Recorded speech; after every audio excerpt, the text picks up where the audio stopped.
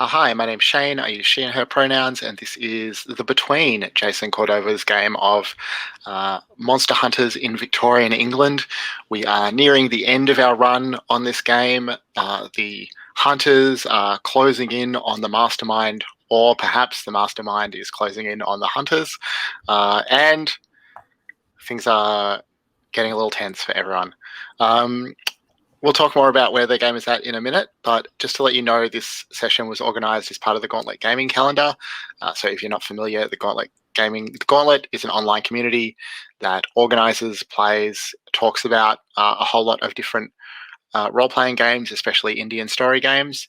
And if you'd like to find out more, check out gauntlet-rpg.com, or you can find the Gauntlet on Twitter, Facebook, Patreon, all those sorts of places. I'll ask the players to introduce themselves now. So I guess just in the order that I see you on my screen. So yeah, just your name and pronoun, anything that you want to tell us about yourself, and a little bit about your character. So Blake, do you mind going first? No worries. G'day, I'm Blake, he, him. I'm playing Helena, Henry, she, her, the vessel, the psychic/mystic of the group. And yeah, looking forward to getting killed this session. That's what I'm expecting. It's all right. I'm down for whatever's a good story. Yeah, I mean, I'm really hoping that none of you will actually die, at least until next week for our climactic session. The pacing would just be off now. But maybe it would motivate everyone else. But thank you, Joel.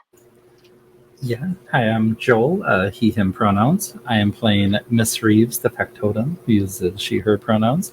She is in the employ of the mother, Dr. El Kabir. Excellent. Gabe. Hi, everyone. I'm Gabe. I use he, him pronouns, and I'm playing the liar, Jim Fletcher, the American, who uses he, him pronouns. And yeah, speaking of dying, I'm running very, very low on masks. So we'll see what happens. And excited okay. I mean, you're not doing anything dangerous tonight, are you? It's probably fine. Excited to go hunting with a friend. Yeah, that's nice. It's just a nice chance to relax. Just an evening ride. Yeah, lovely. And Jamie. Hi, so I'm Jamie. I use they, he pronouns, and I'm playing the mother playbook, Dr. Malick Al-Kabir, who is on the verge of bringing their child to life, which is absolutely a good idea, not rooted in trauma in any way whatsoever, completely healthy. Can't wait to see what happens. All right. So, as we left off last time, you were in the parlour at Hargrave House, recently redecorated by the Mastermind, as it was. The Society Obscura had come to take some nice portrait photography with their bizarrely enchanted camera or whatever it might be. And a shower of sapphires from the ceiling, or sapphire-coloured rhinestones from the ceiling, had briefly interrupted that. But then what really interrupted the late going was the arrival of, an old friend of Jim Fletcher's, the Pinkerton, Winslow Taggart, who has come to bring Jim back to America. And as we start, he is standing in the doorway of the room, looking in at you all. He hasn't reached for his gun yet, but certainly everyone can tell that it's there. And he looks at you expectantly, Jim. You can come with me? I wasn't planning on it. I've got very important business this evening. Jim Fletcher, you know who I am. You know what I do. Your parents paid me good money to bring y'all back to America, and that means that you're coming back to America. It's mid-morning, isn't it? Sorry? It's mid-morning, isn't it? No, the photography session was in the afternoon, so it'll be getting close to dusk at this point. Okay, cool. Well, I appreciate that you have a job to do, and I respect that, and I don't bear you any particular grudge, but I don't think anybody's going to be taking me anywhere I don't feel like going. He nods at that, takes it in, says, "You know, one of the nice things about the long boat ride back to America is that wounds heal. Somebody would have put a bullet in your kneecap. By the time we got back to your parents, there would be no evidence that you had ever been shot. But you would know.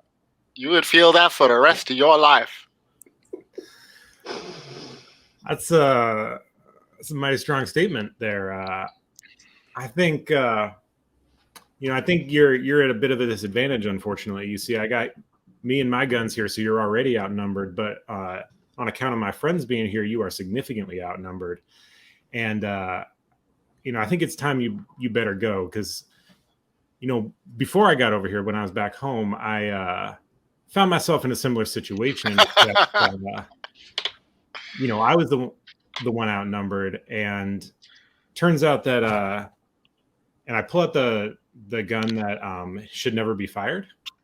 This is just for flavor because it's already marked. But see, this here gun, there were 6 of them and there were 6 bullets, and it just worked out real nice for me. So I think it's time you leave. So he looks at you like he's trying to weigh how seriously he should take you. Are you going to roll tall tales? Is that where that's going? I would like to, yeah. So yeah. No advantage or anything, but just plus presence. I was just wondering how close to dusk is it? Hint, hint, the quickening. Wow, it doesn't look like Jim Fletcher will require the quickening this time round. So what happens on a 10? He'll do what you say, won't he? And he won't ask for anything in return. Correct. So on a 10 plus, they won't ask for anything in return. On a 12 plus, they also give you a keepsake to remember them by. Ask another hunter what it is and write it down in your personal quarters. Wow. Who do you want to ask? Reeves, what does this our friend the Pinkerton leave for me? I mean, unless anyone has an idea that's like super juicy, I think maybe he's unarmed. Like, there's kind of the start of a standoff, and then, he kind of realizes he's outnumbered and does the whole with his revolver where he like flips it so the handle's facing outwards, and maybe like Reeves kind of like takes it and is like, no reason for violence here. I love that. So he, as he leaves, he just looks back at you and says, "Jim Fletcher, I just want you to remember that I did try to do this a nice, peaceful way." Oh, I appreciate that. I got a pretty good memory. Well, you remember me, because we'll be seeing each other again real soon. And he sidles on out. Portia of the Society Obscura does this little golf clap. Very impressed by this display. Is it always so dramatic around here? How delightful.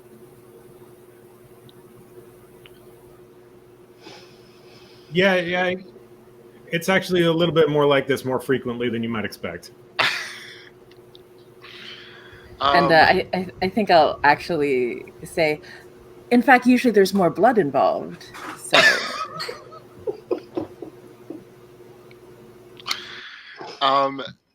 Would you like us to just go to the dusk phase now, or is there anything else like last stuff that you want to do during the day phase today? Ooh, could I say that I was studying the Pinkerton to try to grab information while this was going off the entire standoff? Like you're trying, yeah. So roll the information move with reason. Yeah. Okay. I'm having problems with the link. It's this weird thing. I'm going to use physical dice for now, but then I'll try that's to get fine, it of fixed. course. Yeah. So I'm going to say it's reason. Like I'm studying how they're talking, what he's saying, like if there's anything he's giving away. Whoa. Sorry. I rolled 2 6s. Just missed physical dice. So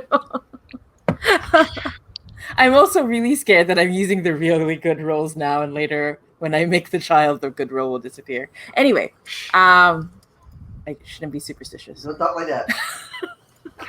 Gotta be believed. Anyway, so 12 plus, I find my mastermind clue on top of it. Oh, nice. Okay. So I think that you, like, to me, Malick at this point is just approaching like full-on Sherlock Holmes status in his deductive reasoning. So I think that, like, you notice something about his shoes, like the particular patterns in which they're scuffed and the kinds of dust that is like layered on the soles, and you're sure that it must mean that he's been meeting with street urchins, and you further reason that that can only be to employ them. So that's the clue that you gain on the Pinkerton. There is, however, another knock at the door. And poor Norwich, again, like trundles down the hall to see who it is. He comes back a moment later and he says, sirs, madams, there's a large delivery at the door. Okay. All right. So out the front door, you will see an enormous crate, and the little label that's attached to it, in addition to the Hargrave House address, indicates that it contains 1 ton of blue sapphire brocade fabric. I fucking knew it. And that is your mastermind clue.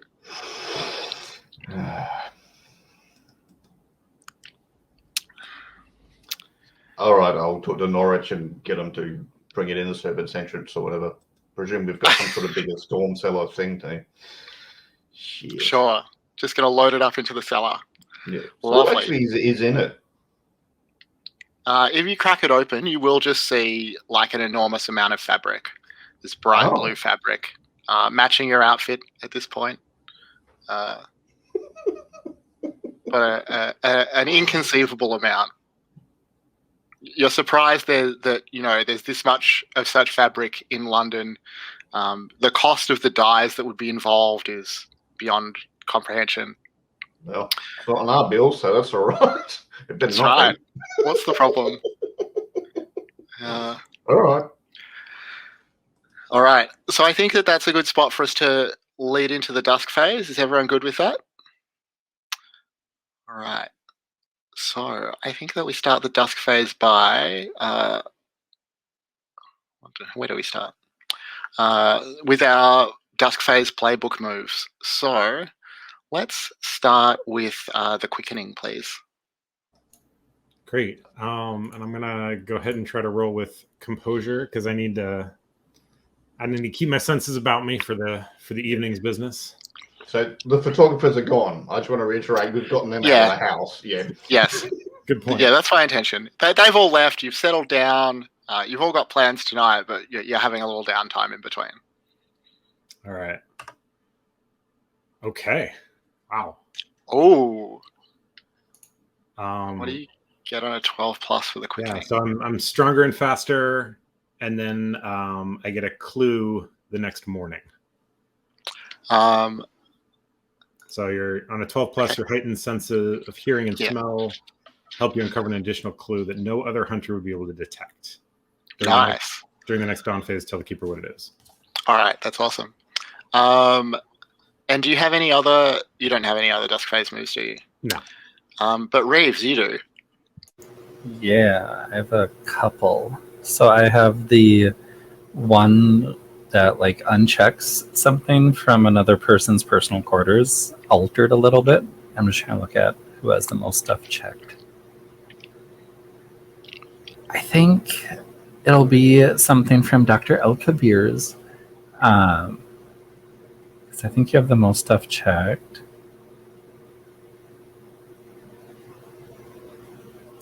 I think it's the cane walking stick. I think the handle of it, maybe it was originally like knotted wood, but now it's a clenched fist that you hold. And like to everyone, it just looks like a normal clenched fist, but like you can just tell, it's your lover's hand that like you're holding. So that is that first move. And then my other one, I spend most days caring for Hargrave House, tidying up, managing accounts, stuff like that. So I can either find an item and give it to someone or ask a question about an active threat. And I think maybe like most of the dust phase for Miss Reeves is spent dealing with this like ridiculous amount of brocade fabric. And so she's like making calls to businesses that like, can we sell some of this and get rid of it? Trying to have like other houseworkers like help her kind of like divvy it up and stuff like that. And maybe as she does that is trying to look at like the return shipment, see if she can like contact the freight company and find out any information surrounding it. Oh, that's good. I wonder what you might be able to find.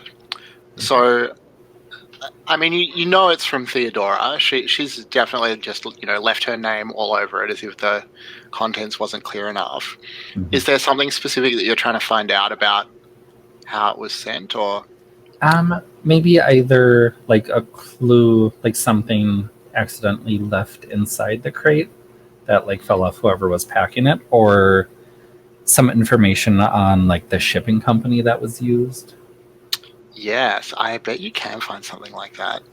I think that what you find, so it's like Reeves is doing this like, tracking, accounting, tracing shell corporations type stuff. And you realize that the shipping company is connected to this, which is connected to this, which owns this. And you eventually conclude that Theodora, in fact, owns the Society Obscura, that the strange photography group and their building is part of her, would you say, her empire? Yeah. And that will count as a mastermind clue. Okay. So I think, in the cellar, like one of the walls of the crates is kind of like propped up like her bulletin board, and she's connecting all of her like conspiracy theory stuff with like strips of torn blue fabric. She's like, I figured it out. That's what she is. Nice. All right. So the mother, you have the resurrectionists, is that right? That's right. So I think like I'm in the middle of preparing for the moment when our good friend Harley White shows up, and I'm going to ask. I choose to. I'm gonna have.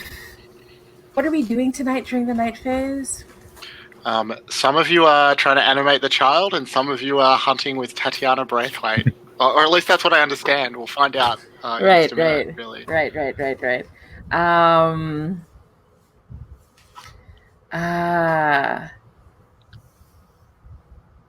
Okay, I'm gonna have them search for more valuables to add to the personal quarters, and I tell them maybe something that Miss Reeves would appreciate. I say. And then the second one is to have no blowback or complications. We're so close. I need to make sure this goes off.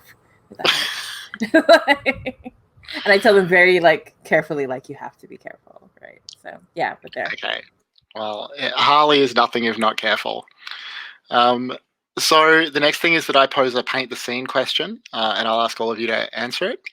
So this week's question is about the kitchen. Where you've gathered, I guess, for a light supper before you head off to your different destinations for the evening. The kitchen existed long before the rest of the house, having been part of a pub that stood on the spot before Belgravia was redeveloped to be a residential district. What do you see that reminds you of that fact? Let's start with Helena.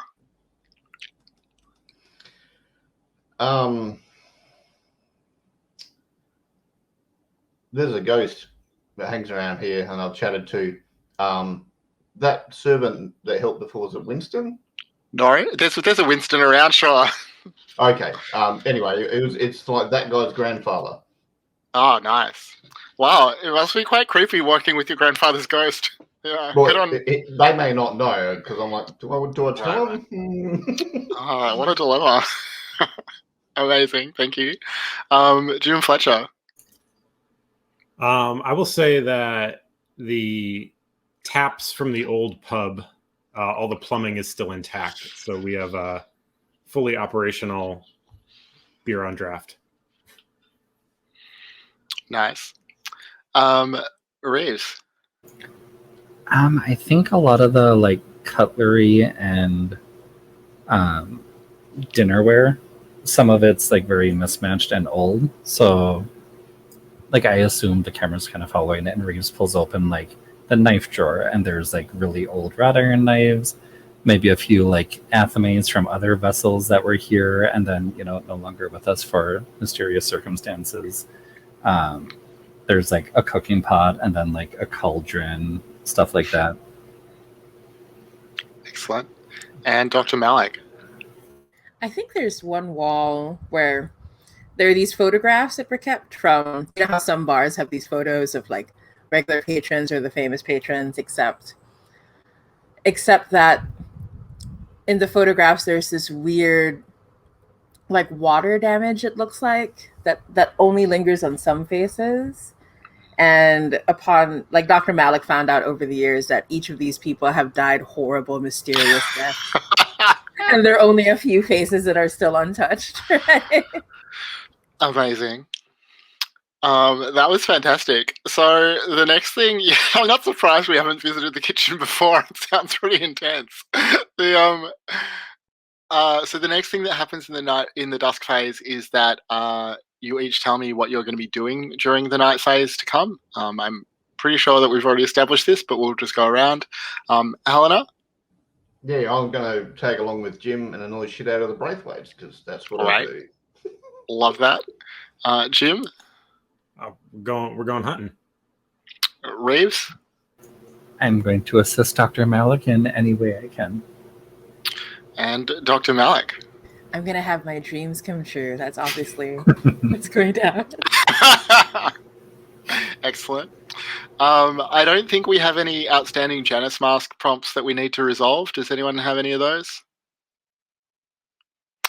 All right, then I will introduce the unseen and we'll move into the night phase. So tonight's unseen will just be the first one on that tab right up at C1.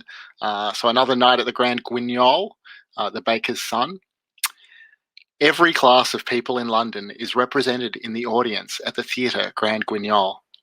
They have come to watch the newest production, The Baker's Son, a story filled with romance, heartbreak, and bucketfuls of blood. So, Helena or Blake, if I could get you to read that first prompt, and then I'll get all of you to answer it because it's a paint the scene question. Okay. As the limelights pop to life and the crimson curtain is raised, what do we see as our eyes scan the stage to tell us that the story is of a humble baker's son?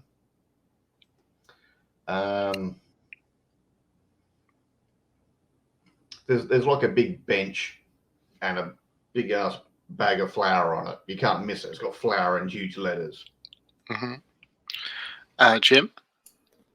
I'll say they've done up a bread baking stove, like a clay or earthen stove, and they've used like colored fabrics to make fire kind of going up and down. Nice. Reeves?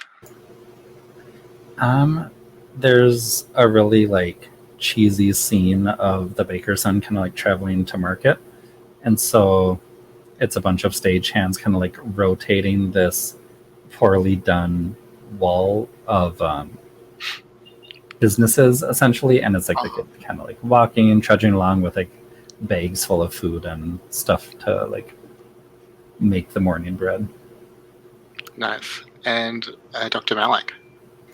Yeah, and I feel that the audience knows that this is a humble baker's son because there's a moment where it's established the supporting characters gossip very loudly about how the son could have moved to the city, but he decided to stay behind because he just loved baking that much and he loved continuing the family's legacy.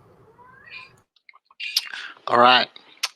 So, Jim, Fletcher, and Helena, you arrive at the sort of front of the Braithwaite Manor, on the sort of verge that opens onto the large estate where the hunt presumably will happen.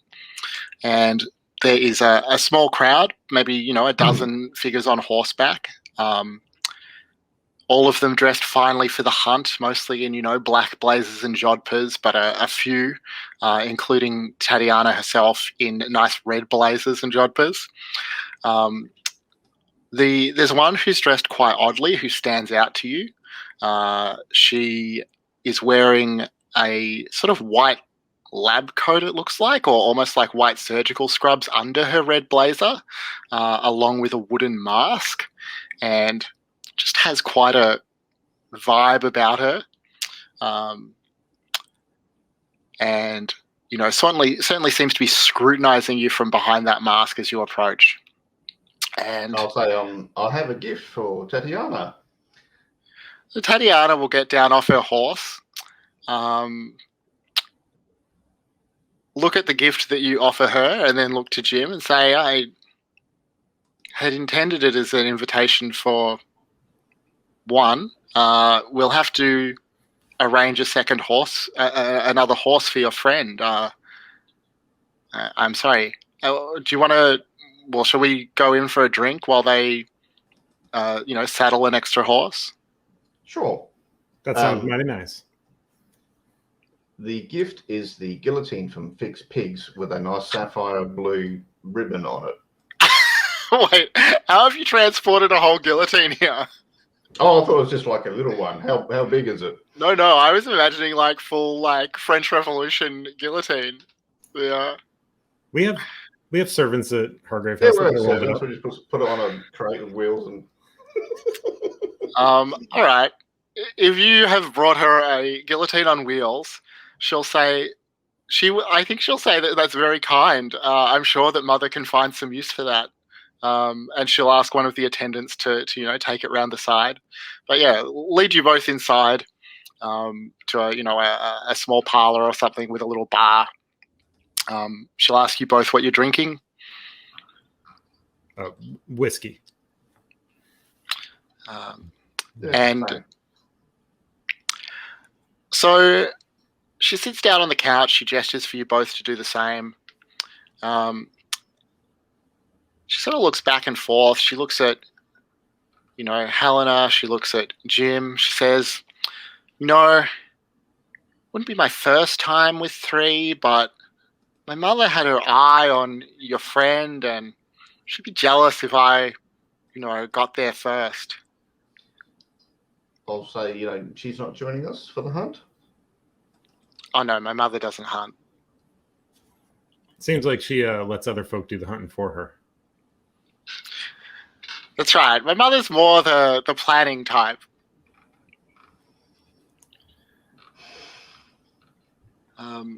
So what do y'all got there for us to hunt tonight? Yeah, well, I've always found foxes to be, is it really a challenge to run after a fox? Yeah, just seems a bit boring to me. I like an element of danger in the hunt. She sort of leans back and she pops open the top button of her blouse and raises a small, looks like a paring knife, and draws it across her collarbone so that she starts to bleed. And you hear something moving in the walls. What do you do? I'm gonna kind of use my my currently heightened senses to see if I can sniff out what might be in the walls. Yeah. That's probably not really something risky or face something or something you fear. So I think that'll just happen, I guess. The smell is familiar. It smells like something. It smells like death, I guess, but something old as well. Fantastic. And Tatiana will look at Helena and say, "Do you recall a well, just recently you banished, or should I say tried to banish, a vampire. It didn't really take. My mother likes to collect lost things. And at that point, the vampire that you temporarily banished bursts through the wall.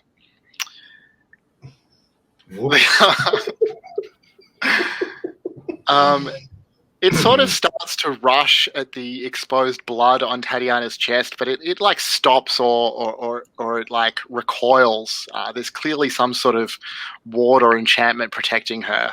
And then it spins around towards the two of you and lunges. Helena, what do you do? I'm going to try my rights assault and thing, and I'll just cut my own arm and, do a quick symbol on my hand. It's hasty, so yeah. It's definitely not going to be a composure roll. I'm going to try and banish it again, basically. It's just really hasty. All right. Is it so hasty that you'd roll with disadvantage, do you think? Sure, why not? Well, I mean, I cut my arm to do it, so I think one of the possible side effects is I cut too deeply and I'm going to bleed out any bloody way. All right, we'll go ahead and roll. So this will be sensitivity. Well, I would think it would be sensitivity since I'm using my kind of psychic powers, but if there's something blocking me here, then I can roll something else. I don't know. Yeah, I think sensitivity makes sense. Okay. So 3.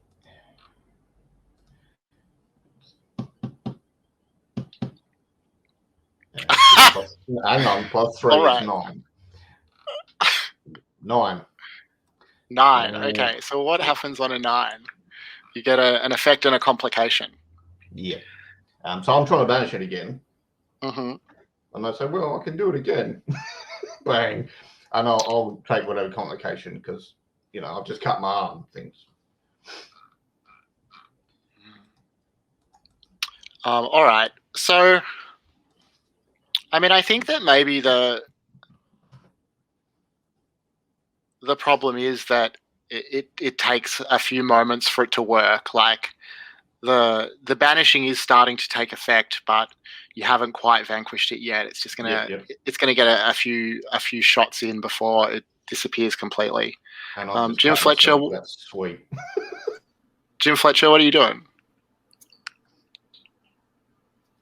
I think at first when it was going for Tatiana, Jim was ready to just kind of watch. But since things seem a little more threatening, I'm going to pull out Autofig's butcher knife and try to take a big chunk out of this vampire here. All right. What are you afraid will happen if you fail or lose your nerve?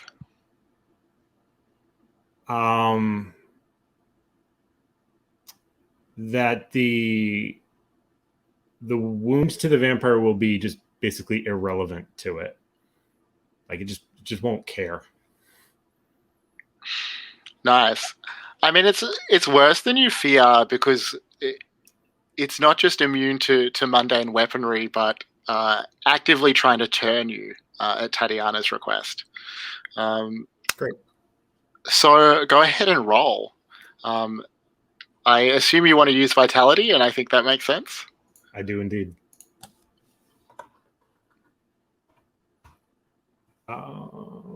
6, 9. So that is a 10. 10. Nice. All right. So we'll come back to this scene. Reeves and Dr. Malick. So you're down in the laboratory. Dr. Malick first. Tell us a bit about what we see. We see in the womb, right, as it is called in my playbook, that I have taken great pains. There is a mathematical precision to how these supernatural artifacts are placed around the body to ensure that everything goes as it should. I think across the whole time when we saw different things in the house, including the monkey's paw and all these other things we described, I even have one of the photographs from the kitchen. Like there are just all these things all around the house that are gathered in this place to assist. And yeah, and I think Dr. Malick is like especially sharply dressed, like almost. How disturbing do I want to go with this? I think Dr. Malick is wearing the outfit that he would have worn on his wedding day, what he had planned for it. Nice. And Reeves, what are you doing, or like how are you viewing this scene?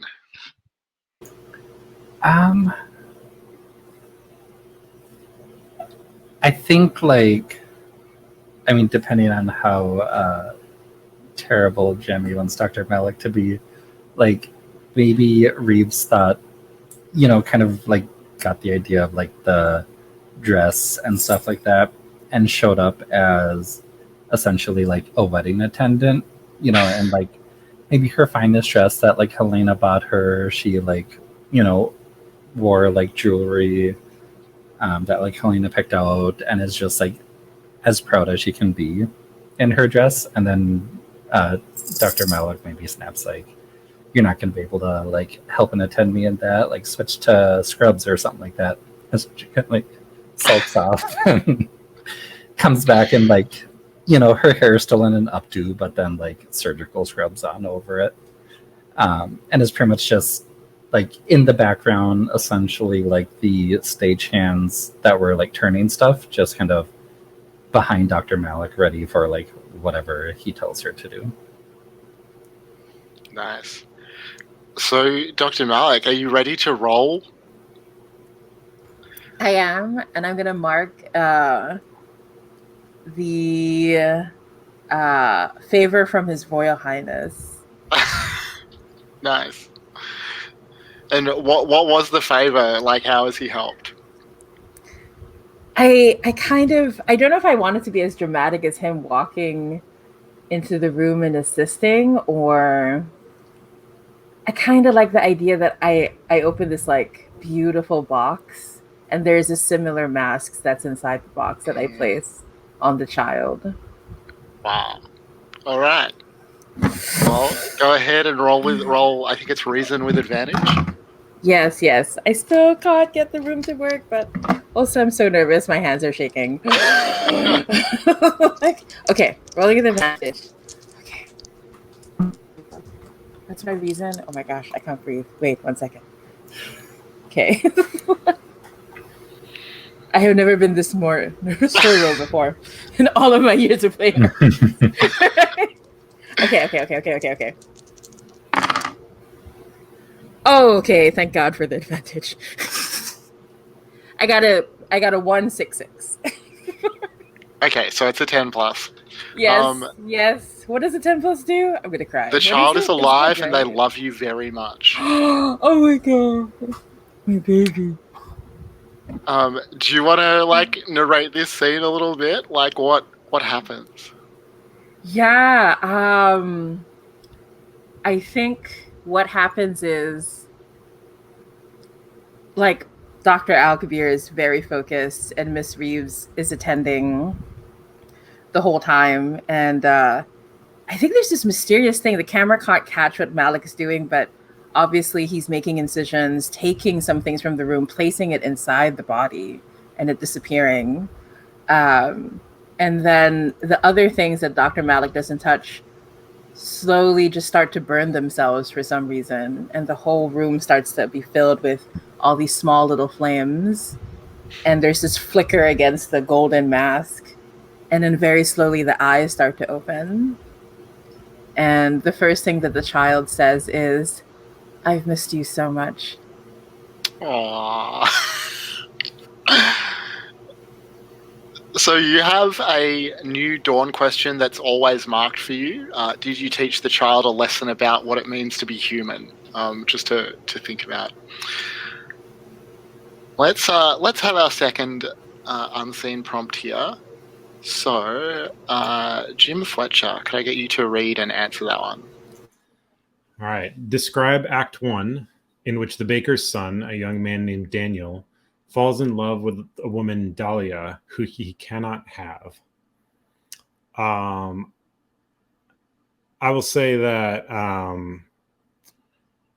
when Dahlia arrives at the bakery, there's already a long line of people, and he totally ignores the line to serve her first and like waves her up. And there's a number of people who are really upset that he's doing that. It seems to be a habitual thing. And as he's like wrapping up her baked goods and kind of getting her to prepare, like he shorts the bill, right? So he gives her a discount unnecessarily because she's dressed much more nicely and can clearly afford it. And as he like turns down to like pick everything up, we see Dahlia's gentleman friend come in and kiss her neck ever so slightly and just put his arm around her and take all the goods from Daniel himself. Nice. So Jim Fletcher, the vampire lies at your feet. It's sort of squealing and clutching at the knife. Maybe the knife wouldn't have been enough to kill it, but it's already starting to fade from existence as the banishing really takes hold this time. Tatiana is licking the blood from her knife, and she sort of stands over the vampire as it fades from view. Says, "Oh, disappointing." And then looks up at you, Jim Fletcher, and says, "Oh, that impressive, as I knew you would be." Why, thank you. Is that horse ready? And I will finish my whiskey. I'm sure it is. Shall we go outside then? And she takes you back out to where everyone is lined up. Just very small flavor thing. I will hold Helena's hand as she steps over the vampire's vanishing corpse. Tatiana will, almost audibly tut at that. Follow you both outside. You notice that the woman with the wooden mask is no longer with the other hunters, but there are two horses, saddled up for you both. Tatiana looks at Helena and says, "Have you ridden before?"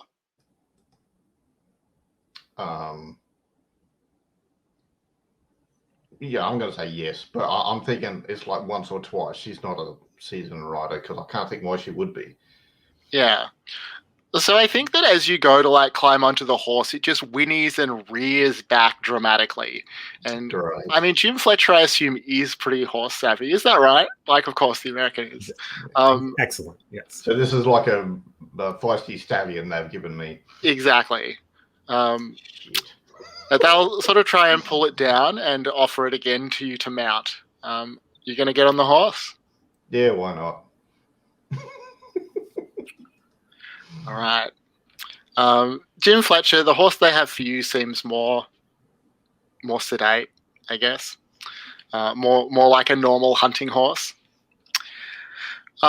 There's a small. You notice now that there's a smallish cage that's sitting on the ground in front of you. There's this kind of whimpering coming from inside it, and Tatiana will walk over to it. She holds up the horn that she'll use to signal the beginning of the hunt. And she says, "Oh, I thought that Hargrave House would appreciate that I had, solved a problem for you. This miscreant pretending to be some sort of fish monster causing so much trouble at Cremorne Gardens." And she pops open the cage, and a naked man emerges from the cage. She blows the horn. The horses, are spurred into action. And she just looks at this confused, disheveled, naked man and says, "Well, run." And he rushes off towards the tree line. And she looks up at you, Jim, and says, "Not just yet. It's more sporting if we let them, run a little way first." And then she climbs up onto her horse. What do you do? How many other folks are there? I think we said there was a dozen, so now there'd be 11 others because Sally No Face is gone. 11 others is a lot of others. We can do it. You know where I'm going. Yep. Um, Hey, she opened that door. We're just stepping through it. oh man. I need a sec. Well, Helena, what do you do? I can get on my horse and start going. You're going to chase after the man? Yep. All right. Well, I think that it's certainly risky to ride this like bucking stallion. So, what are you afraid will happen if you fail?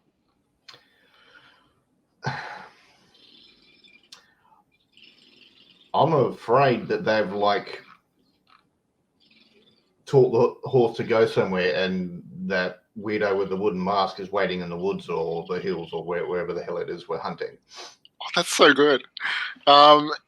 It's worse than you think because Sally No Face has her own quite special little chamber that's set out in the party that she likes to organize, where the faces of her friends are stretched out across mannequins, and she will take you there and add you to her collection. Sweet. Do you want to back down or go through with it? Yeah, of course not. All right. All right.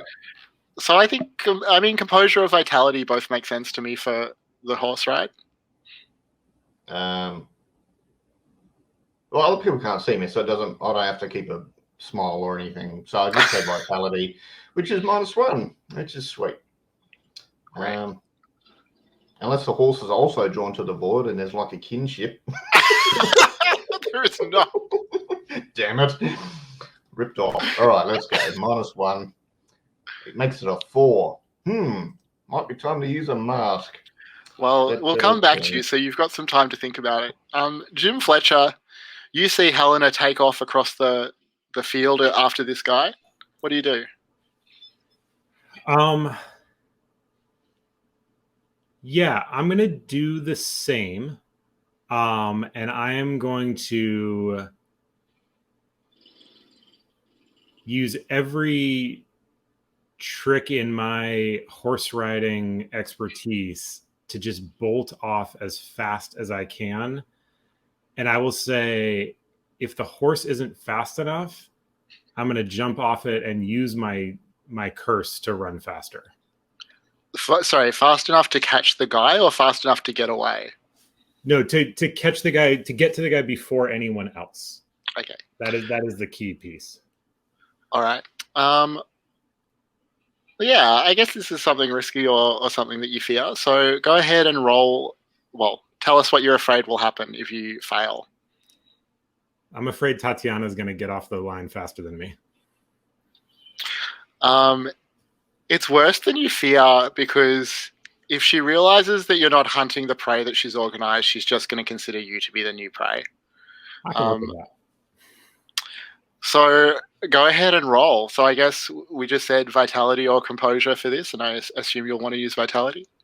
Yeah, and I actually want to say that the horse is not as fast as I want. I'm going to run under my own enhanced power, just for the fun of it. Nice.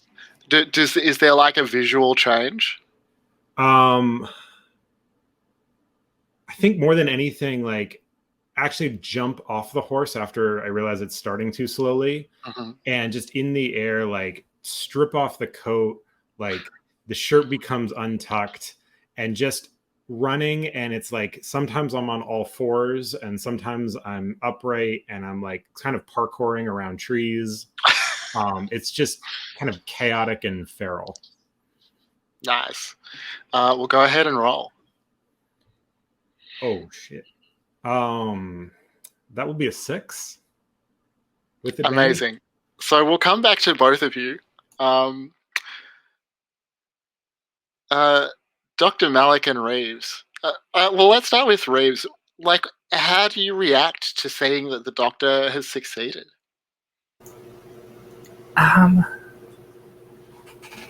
think there's a mixture of like joy that like basically the doctor's life work up to this point was successful, and then it just kind of shifts into like crestfallen loss, and then kind of like goes flat to like the stiff upper lip of the British, and she just kind of like straightens her back and starts to kind of like clean up around the area, kind of like picking up some of the stuff, sweeping up some of the ashes of the things that were burnt, and maybe says like, should I give you two some room to catch up? And I think like Malick is just staring at the child. The child hasn't said anything else beyond that mysterious first line. And then Malick remembers Miss Reeves is there and turns and says, "Oh, yes, of course, Miss Reeves, you are as kind as always. But no, you should stay here with us," I say, and I sort of like reach out a hand towards you. Perhaps now you may remove the scrubs since we no longer need them. And I go to the corner of the room and like I start up like what do you call those old time like record players, a gramophone? Like a gramophone? Yeah. Yeah. And I start up like I had, even though Jamie didn't know this would work, Malick thought it would. So there's like music to play at the ready. But yeah, and I turn to Miss Reeves and I say, to make sure that everything is perfect, perhaps a dancing lesson to see if the coordination of the body. And I offer Miss Reeves to dance with the child. The child sort of reaches out towards Miss Reeves with these awkward movements. I imagine Dr. Malick has this moment of like concern, is this just the newborn quality or has something gone wrong? And just before the child like touches Reeves's hand, there's a tremendous crash, as if something has just broken down the front door of Hargrave House. And the child sort of rears back in surprise. What do you do? I think Miss Reeves like instinctively just kind of like puts herself in front of Dr. Malick and the child and kind of like in between where that noise is. And then maybe turns to them and says like, it might be dangerous. We're not sure. I'm not sure what's going on. I wasn't expecting anything. You should stay here, make sure the child's okay, I suppose. Yes, of course. And like I place a hand against the child's face, but you can see like my hand is shaking, like so close. If I lose the child now, but I turn to you, Miss Reeves, and I say, but please, be careful. But yes, we'll stay here for now. You hear another loud bang. It sounds like a small explosion. Oh god.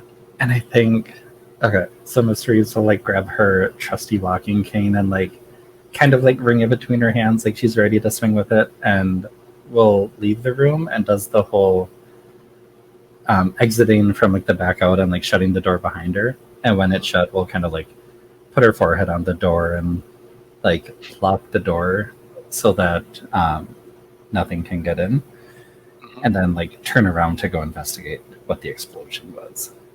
Okay. So you can hear sounds of like chaos from like closer to the front of the house, and I assume that the womb is like pretty deep in the bowels of Hargrave House, right? Like, so it's a bit of a journey to get to where whatever is happening is happening. Dr. Malick, like what happens back in this locked little, sort of safe room that the two of you have? Yeah, I think like I turn to the child and I say, I created you to be perfect. And so right now you are feeling the perfect replication of fear. I want you to hold on to that fear and turn it into a weapon in your heart. Do you understand me, my love? I think that this might be the night move to like motivate the child. Does that resonate for you? Like, does that sound like what you're trying to do? Yes. I'm an awful person. I will do it. What are you afraid will happen if you fail or lose your nerve? I'm afraid I'm going to lose my nerve because, like, I had planned to make the child strong in a way that my love could not be. But I'm afraid I'm going to lose my nerve and be too gentle with him. Oh my God, am I being my mother? Anyway, I'm going to roll the dice now. Well, I have to tell you how it's worse than you fear. It's worse than you fear because if you don't succeed, the child will realize how weak you are. Oh, delicious. So good. Okay. All right, I'm going to roll now. I think this is... I feel like it's still reason because I'm trying to reason with the child and I'm depending on the stuff that I've done before at this moment. I think it's got to be presence, right? Like you're trying to like motivate it. That's true. I will accept that. Okay. So with that, well, I was bound to roll low at some point. So that is a 4. Wow. But I'm going to put on a mask. Well, I get to tell you what happens before. Yes. We'll come back to that scene. Reeves, you like sort of rushing or moving more cautiously towards the front of the house. You can hear the sounds of like chaos, things breaking, glass shattering. There's another loud bang. And eventually you like turn into a hallway where you see that the 6 red caps are loose in Hargrave House. They are, well, one of them's now rushing towards you, but they're running along the walls and ceiling as well as the floor. All of them are holding sort of bandoliers of little bottles of some sort of sapphire blue liquid that they are lighting as Molotov cocktails and throwing around Hargrave House. Small fires of sapphire blue breaking out all around you. What do you do? I think this is a very like climactic like confrontation scene, and Miss Reeves like was going into this kind of very like scared and like timid and like looking around corners and being very cautious, and then when she sees like what's going on, she just lets out this shout of like, this is my house, you know, like this is my doctor, and like just charges at all of the red caps like 1 versus 6. Nice. What are you afraid will happen if you fail or lose your nerve? Miss Reeves won't be strong enough to like stop the red caps, and they're gonna get through the house and get to Dr. Malick and the child. Yeah, I mean it's worse than you fear because they'll kill Dr. Malick, but they'll let you live. So, do you want to roll with physicality or composure, maybe?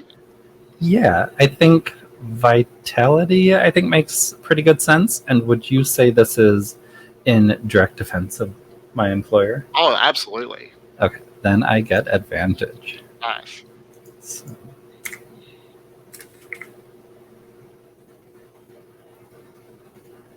Oh, that's not good. 8, which I will definitely be putting on a mask for that. Well, let's take a little break here, and then we'll do another unseen prompt, and we'll come back and play out those scenes. So we'll come back about 11 minutes past the hour, if that's good for everyone. In the other game, the factotum went off and dealt with Sally No Face on her own, so I know nothing about that whole thread, that plot. I'm like, some lady in a mask, you know. So I can... Yeah, I mean, Sally No Face has some really cool stuff in it. I'm almost disappointed that I decided to make her the servant of the Mastermind because it's like such cool stuff to play with. It's a nice counterpart when you have the mother too, to like the doctor vibe. Yeah. All right. Is everyone good to continue? Yep. All right. So Helena, you are thrown from the horse. take the condition broken collarbone? I've got 3 already, so do I have to make a mask? You or am I have just you have to replacing put on a them? mask if you've already got 3. Sweet.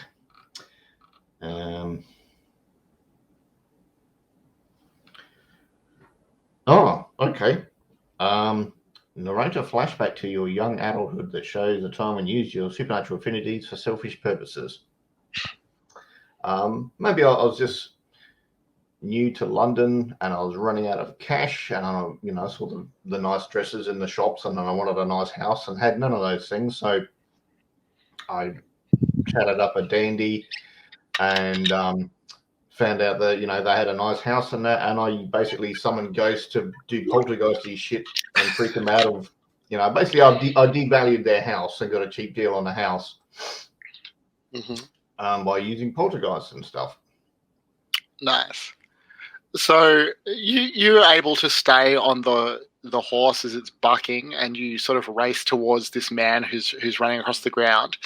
But there's a complication or cost, and as you look back to see, how close the others are behind you, you realize that they are quite close, but you also realize that they aren't chasing the man. They're coming straight for you. Total lack of surprise. I expected that to happen. Okay. What will you do?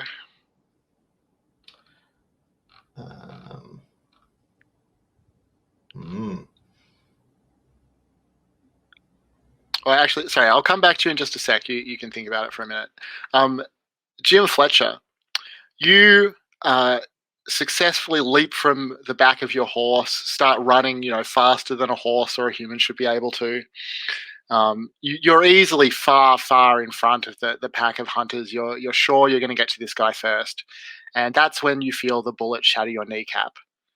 And you see your friend the Pinkerton start walking out from the tree line towards you. Yeah, I'm definitely putting on a mask here. Okay. To upgrade to this as a success with complication. What's the mask? The mask is the darkened threshold. Narrate a scene in which you hurt an innocent because of your curse. Just on that note, do we have any masks from threats that we haven't used? That is a good question. Let's have a look. I remember. Yes, please. Let's do it. Yeah. We unchecked it as like the reward, I think. I think that only one of you can use that, but you're right. Okay. Yeah, so the Mask of the fine with Pig is using it, available for one of you to use, I think. Go for it, Jim. I'm happy for you to have it. Yes, please. I could kind of Okay. like what I have in mind anyway, but so I'm going to stick with this one. All right. Well, Jim's got. So you got one in the pocket. So yeah, it looks like you have the Figs Pigs one. So Sally No Face no longer counts. There was no Watley camera was. Okay. You have the Creature of Cremorne Gardens. I guess that's technically still a threat. So that one is that each hunter narrates a flashback to the last truly fun day they had. So that's 2 threat masks that you have that someone can use. But Okay. go ahead, Jim. Did you want to narrate that now? Yeah, because it's a present tense prompt. It's not a flashback. And so I want to say that I do get to the poor man who's being chased, but unfortunately I am overzealous in my capture of him, and as I tackle him, I like break a couple of his bones. Like I significantly injure him so that he cannot run under his own power anymore. And what's your intention after that? Are you going to like pick him up and carry him, or what are you hoping to do here? Yeah, that is my intention. I was gonna I don't really know where to go other than up a tree right now, but I'm thinking I will like throw him over my shoulder like a big sack of flour and try to climb a tree. Okay. I think that with your quickening like pumping so well, you can carry him up a tree. I mean, obviously you're going to have the problem then that you're stuck up a tree, but That's okay. We'll come back and see what happens there. Oh, sorry, I forgot we needed to do an unseen prompt. Sorry to like ruin the flow here, but can we just jump back for a second? Pretend we did this before this scene. But Reeves, can I get you to do the third to read and answer the third unseen prompt, please? Yeah. Describe Act 2 in which Daniel impotently fights back against the forces that prevent him from being with Dahlia. I think like it's just a bunch of small scenes of either him at market as she's kind of like he is doing very work focused things of like buying grain, buying like special ingredients for the day's bread, and then sees Dahlia and like spends money that he was supposed to spend on, you know, like some herbs and dried fruit and stuff for the bread instead on like a bouquet of flowers, and is like rushing to give them to Dahlia as quickly as he can as like some nobleman in a carriage like drive past and basically splash a bunch of water up and, you know, completely soaking the roses, and he's not able to give them to her. There's another scene of him, I think like when Dahlia comes in, he already has her drink prepared and he's made it extra special this morning. He's kind of like added stuff that he knows she likes, like her favorite flower floating in like the tea that she gets, the pastry that she gets wrapped in like her favorite color, that sort of thing, and he's all excited to give it to her. But then her gentleman friend goes up and orders like something completely different that he knows that Daniel knows she doesn't like, but the gentleman friend just kind of like orders it for her and like gives it to her, and they leave, and Daniel just like pushes the like gift for her in the trash kind of in frustration. And it's just a bunch of scenes of that, of like him trying to give gifts and it just being thwarted. Nice. So let's go back to Helena then. What did you decide what you want to do?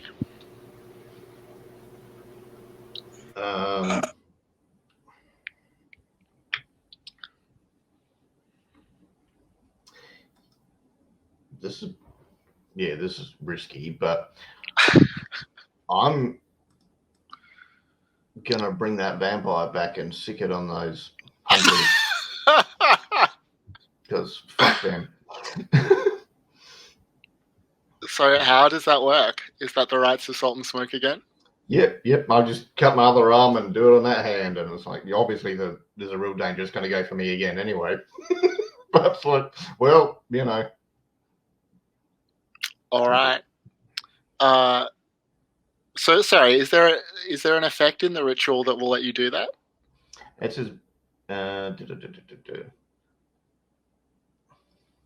because there's banishes spirit, so I mean, I think that you could just use the night move to try and like undo that magic and bring it back, rather than the rights. Yeah. Yep.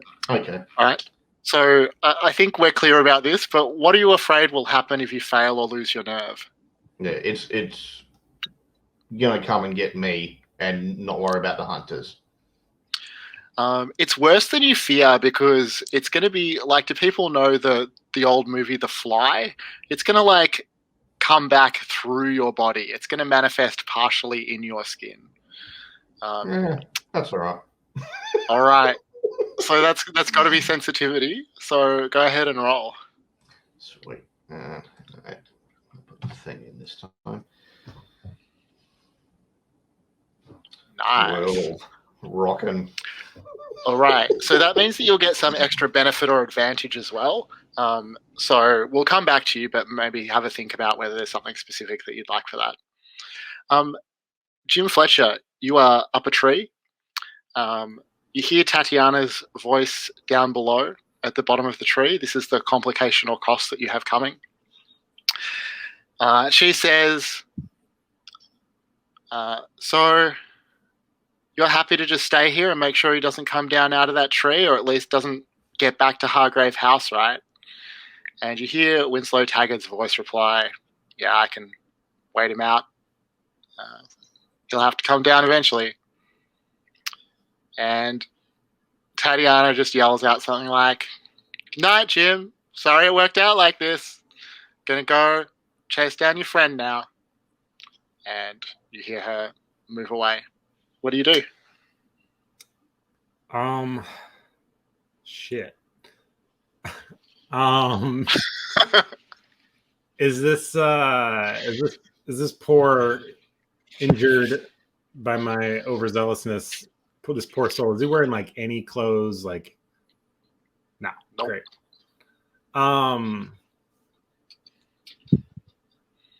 Can I see Mr. Taggart? Like, yeah, I guess so. Shit.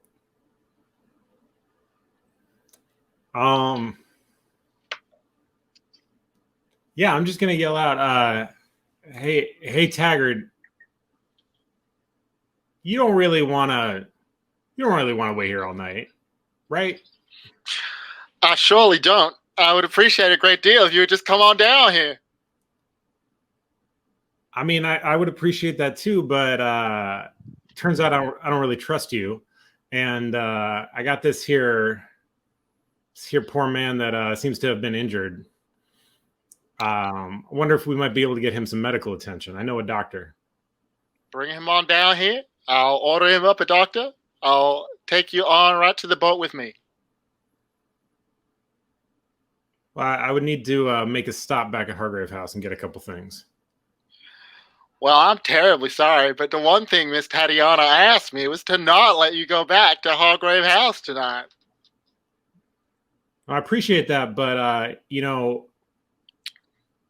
I might, as much as I don't trust you, I might be inclined to give you back your revolver if you were to let me stop by Hargrave House first. And I can't remember what part of the country you're from, but in the part of the country I'm from, it's real polite when you give somebody a gift that they, do you a favor in return. It's just a nice thing to do. And, you know where my parents live, where I'm from, really from. Not a lot of folk know that are over here. And so, the kind of community I was raised in, and, I would be willing to give you back that gun. So I think that he'll start off by saying, well, I think we got ourselves a stalemate here, because unfortunately I don't trust you either, Mr. Fletcher. But he'll consider it. If you want to try rolling the night move to see if you can talk him round. I was going to roll tall tales, but sure, I'll take the night move. Yeah, I don't think there was a tall tale in there, or enough of one. But I will mark Taggart's gun. Yeah, that makes sense. What are you afraid will happen if you fail?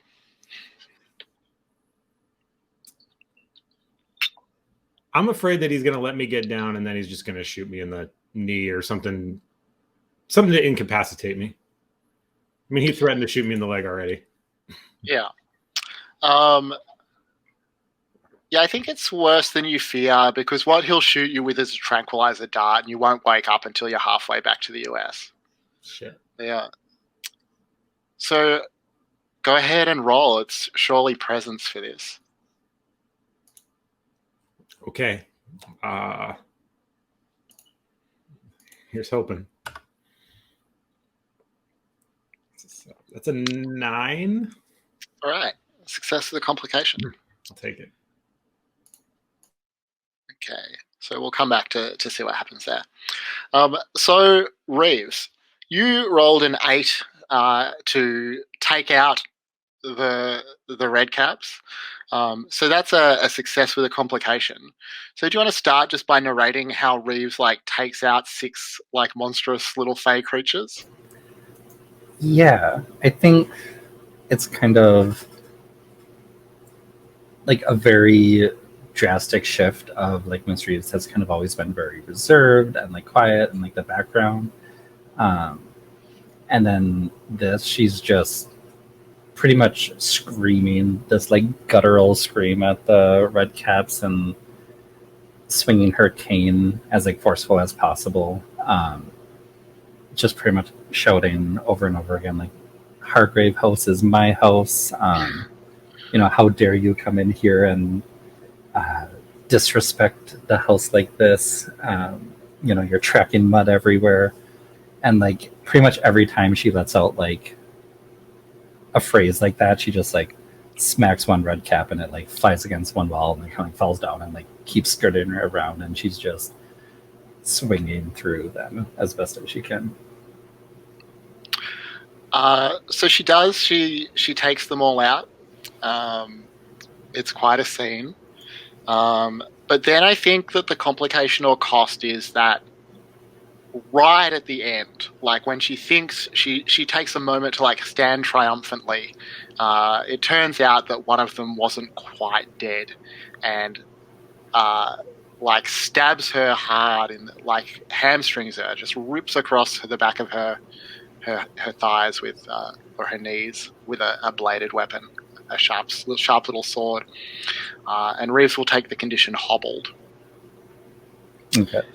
And it's dying even as it does that, and it's sort of coughing up blood as it laughs at having hurt you.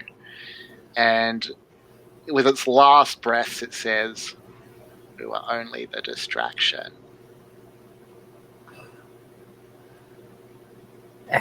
I think at that, like, Miss Reeves just starts pulling with her, like, army crawling, essentially, with her legs dragging behind her and, like, blood trailing behind her, back to the womb, back to the doctor. All right. So I think that you need to roll the night move with disadvantage because you're hobbled and presumably using vitality, I think. Yeah, I think that makes sense. Is there anything I can use to make this a straight wash? I mean, I think that it's plausibly still in defense of your employer. Okay. I'm not quite sure how that move works, but I think you could say that. Okay. Yeah, it's if you make moves in direct defense of your employer, get advantage. So I'll just do a straight 13. Nice. So you're going to get some extra benefit or advantage, but we'll find out what that is in just a minute. The variation in rolls today has been really something, like some really high and some really low numbers. So Dr. Malick, the child looks back at you as you try and give it this motivational speech, and you just see that it hasn't taken. Like the fear is there in its face, and it says, "Well, wait, what will it call you? Will it call you mother? Will it call you darling? What do you think?" I think the child will call me beloved. Beloved. It says, "But beloved, I can see that you're scared too. Why are you scared?" And I say, because I've already lost you once. And I'm going to put on my mask. Narrate a flashback to the time you had a terrible fight with the person you lost. And I think, like, as I'm placing my hand on the child's face, it cuts back, it transitions to that moment in the past where I tried to put my hand on his face and he slapped it away. And we're like screaming at each other, and he says, "I know that when it comes down to it, you'll never choose me. You'll always choose success. You'll always choose everything else before you choose me."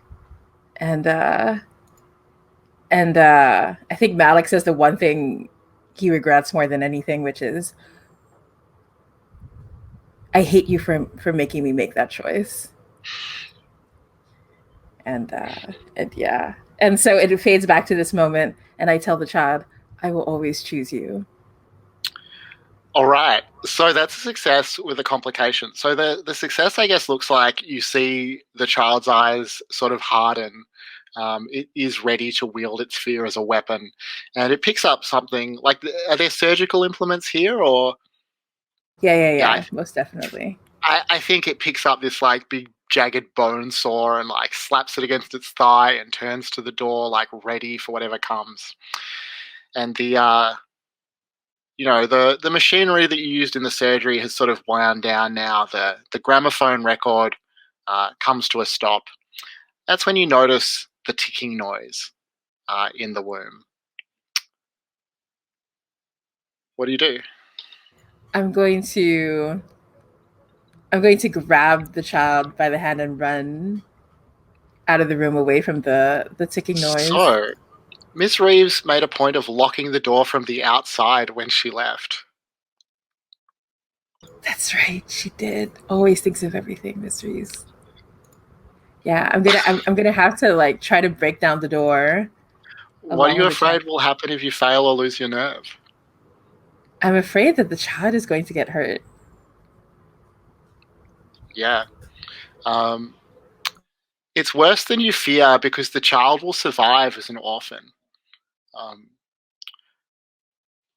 Go ahead. Oh, well, you can choose to back down. I don't know quite what that would look like right here. But if you want to go ahead, I think vitality to break down the door. I think so. I'm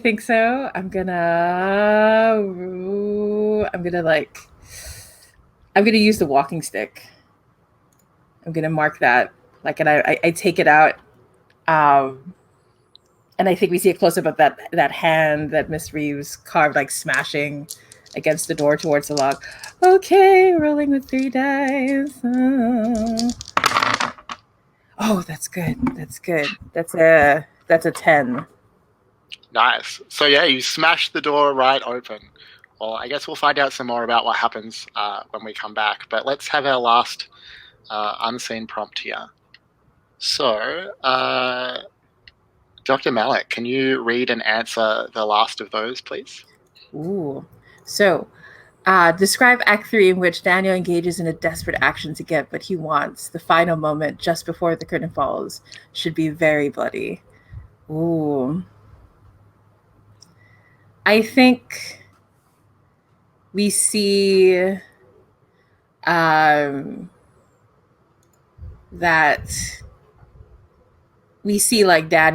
just very resolutely taking what he can from the bakery in terms of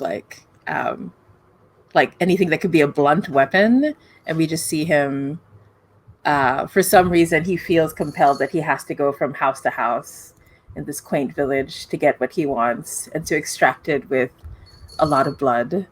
And I think it ends with this chorus of screaming before we see Daniel advancing towards where Dahlia is.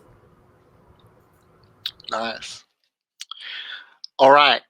So, Helena, you unleash the vampire on the riders. Do you want to narrate a little bit what that looks like? Yeah, it just sort of leaps out from where I cut my arm and just lunges for them and goes from sort of one to the other while they're screaming, and I just sneak into the woods. What's your goal in the woods? Is it just to hide just out? Just to hide from the vampire and the hunters. Because I don't think Tatiana's after me. I think her jewel of witch sort of thing is with Jim. I'm just trying to get away from the vampire and the hunters.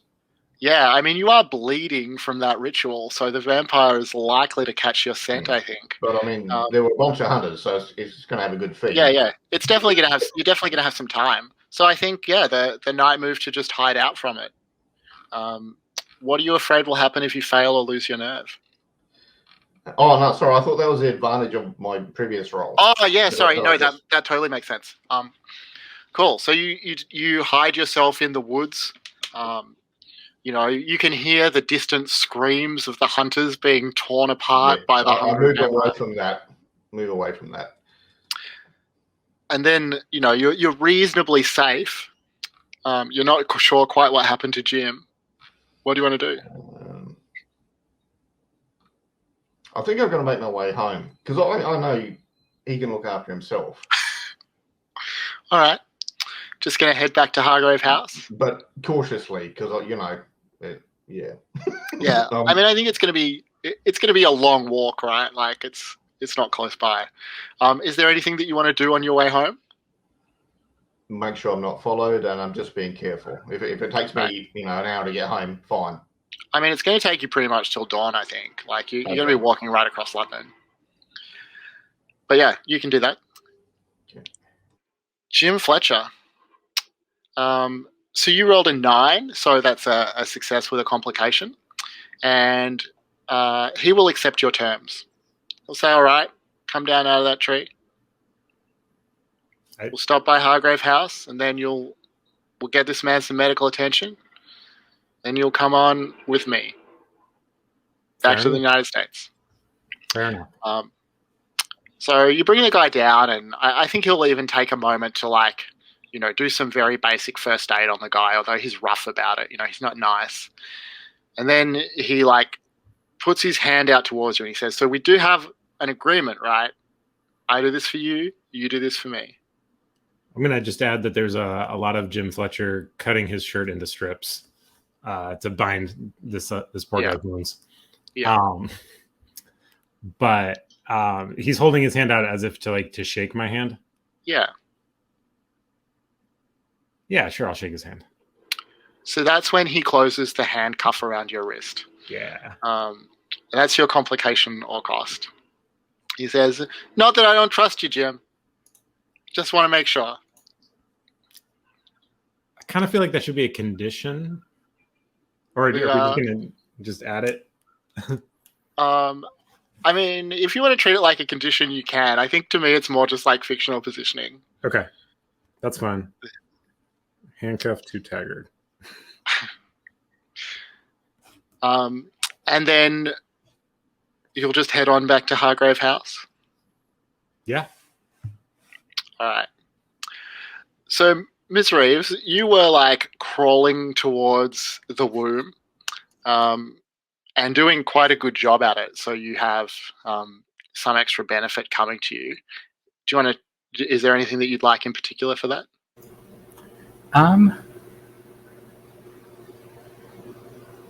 Nothing that I can think of as far as like a benefit of crawling on the ground. I was trying to think of that, like, what's like the best thing. I think she's definitely like getting more and more panicked as she's like trying to hurry herself, and is probably just started by shouting like, Dr. Al-Kabir, you're in danger, Dr. Al-Kabir, and then at this point is just screaming like Malick over and over again. And might be calling for like Norwich and Winston and any of the other attendants that might be working to like get people out of here. The house is in danger. Yeah, so the house is still burning, right? Like they were throwing around this blue flame. Would it work for you if the extra benefit that you get is a mastermind clue? Yeah, I won't say no to that. So we'll narrate that in just a minute. But you get to the womb just as Dr. Malick busts open the door, and comes out with the child wielding the bone saw. What do the three of you do? Dr. Malick looks incredibly hot, breaking open the door.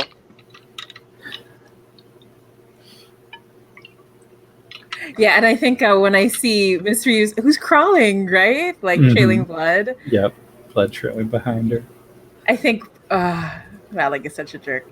I think I'll say, Miss Reeves, what are you doing on the floor? Quickly, you have to get up. All right.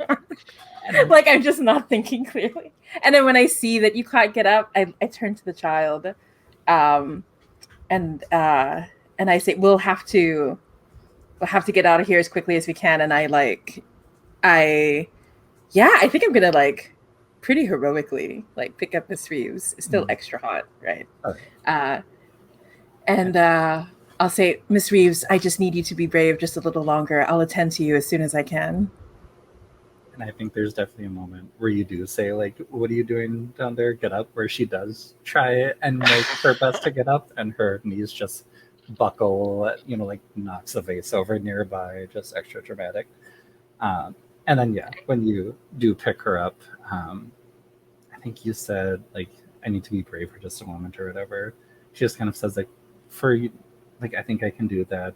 And then just kind of like leans into you, but is like just looking over your shoulder at the child the whole time. Kind of cautious of him.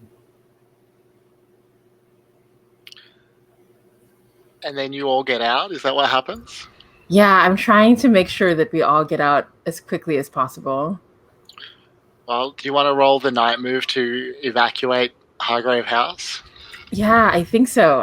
Because I'm also going to be shouting as I do it. I'm trying to get the servants to leave as well. Yeah, So I think yeah. You're pretty confident the servants will be getting themselves out. There's been a lot of noise. Nobody slept through all this. The servants aren't, heroes. They're not going to try and stick around and defend the house or anything. Mm-hmm. So what are you afraid will happen if you fail or lose your nerve? I'm afraid I'm going to fail the people I'm trying to protect. That Miss Reeves and the child will get hurt. How is it worse than you fear?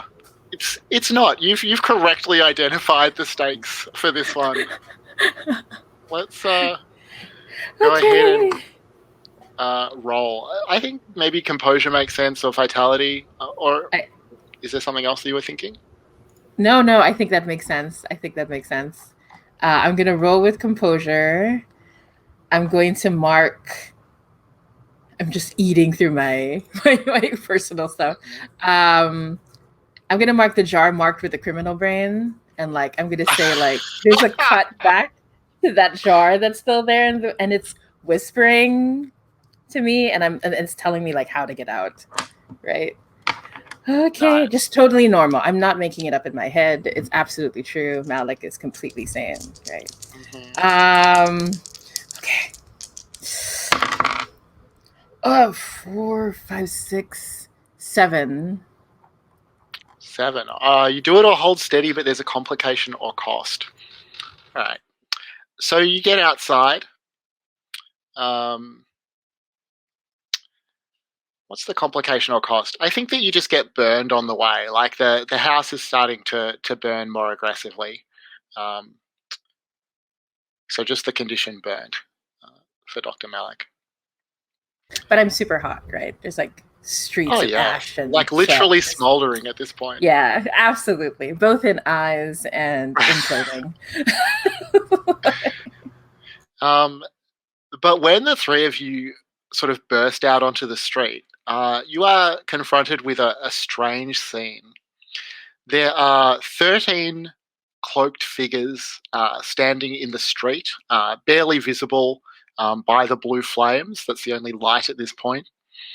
All of them are wearing Venetian masks in sapphire blue, and they are dancing in some sort of strange way.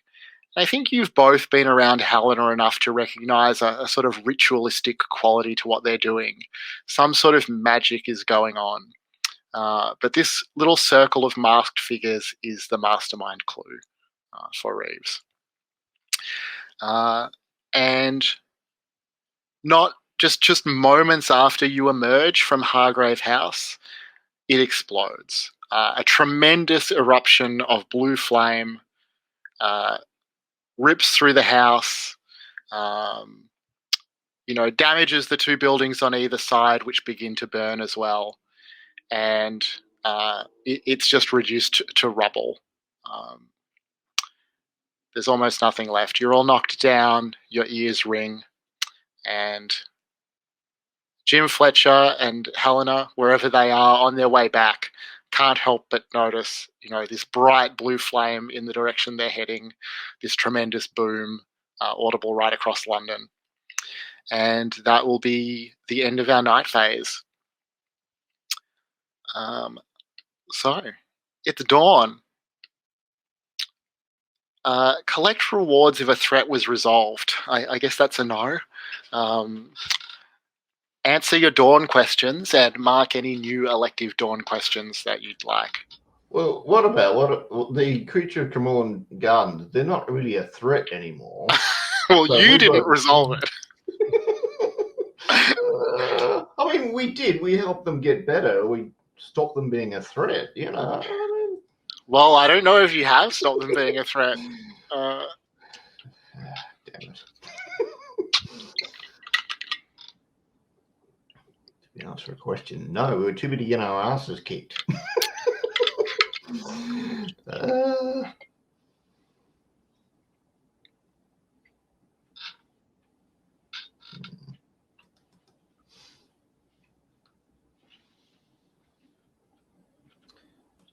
face-to-face encounter with a dark entity. Big fucking tip for that one. Yeah, did you use violence to solve a problem? Yes. quite definitely.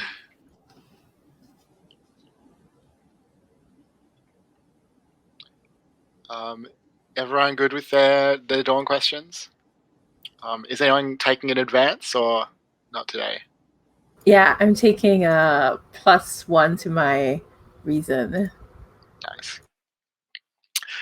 So we'll resolve any playbook or custom moves that are resolved during the Dawn phase. So Jim Fletcher, you get a clue that you smelt or detected last night. Can I suggest that we just hold off on that for a minute? Because when we get to the day phase, I'm going to introduce the Mastermind threat, and it makes sense to me that you figured out some sort of clue to that while you were at the Braithwaite Manor last night. Sure, I was thinking that it would be a Pinkerton threat on account of handcuffed. Oh yeah, now that you're handcuffed to him, I guess that makes sense. Yeah, all right. Of course. Do you want to do that now? Yeah, so I will say that as I've been quite close to him, I have noticed that he has a significant amount of dog hair over his clothing that is unmistakably greyhounds. Nice. All right. And Reeves, what are your Dawn phase bits? Yeah. I have Memory as the Servant, so I basically take something from the night phase before. And if I give it to another hunter, I mark XP. I think Reeves takes maybe like one of the sapphire blue Molotovs that the Red Caps had, and gives it to Jim Fletcher whenever she meets up with him again as like a thank you for kind of like teaching her how to hold her own in a fight. Nice. And just as like your lessons came in handy, and then gives you the Molotov. With Hargrave House, is it like a quarter gone, half gone? How destroyed is it? Gone. Bugger. Level. Yeah. Yeah. I mean, you needed redecorating, but that was a good kitchen, man. That sucks. So, Dr. Malick, what does Harley bring you back? Oh, let me see. Let me double check. If I'll ask another hunter. I'm going to. I'll ask Mr. Jim Fletcher. What did our grave robber bring back to me as a gift from Mr. Reeves, supposedly? Oh yeah. I'm going to say that Harley was feeling particularly lazy and knocked off for most of the night. Came back stinking of booze and just picked one of the Red Caps caps out of the ruins for you. Amazing. And when I receive it, I say, of course, amazing work as always, Mr. White, like with sarcasm dripping out of my words.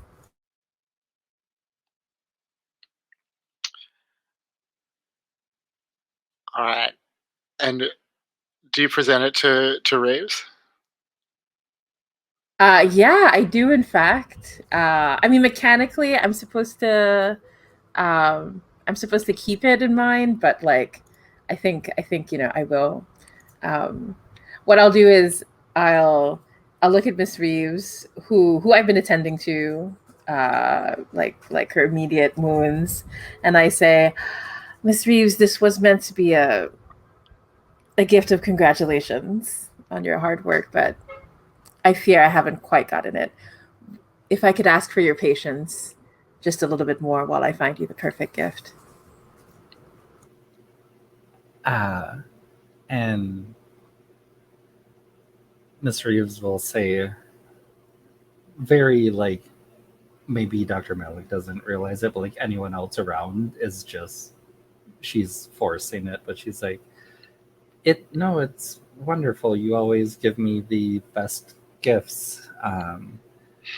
I was remiss that I wasn't able to retrieve a reminder of what happened last night. Thank you. And because I assume like the red cap hat is just like sopping with blood. Maybe there's like a hole where It's she had, super like, gross. cracked it in. Yeah. And like she kind of like takes it, looks at it for a beat, and then just like gives it back to you and is like, "Will you take good care of it for me?" Of course, Miss Reeves. I say like, but I look like quite proud of myself. Like, oh, okay, so I did a good job. Like completely missing it. Mm-hmm.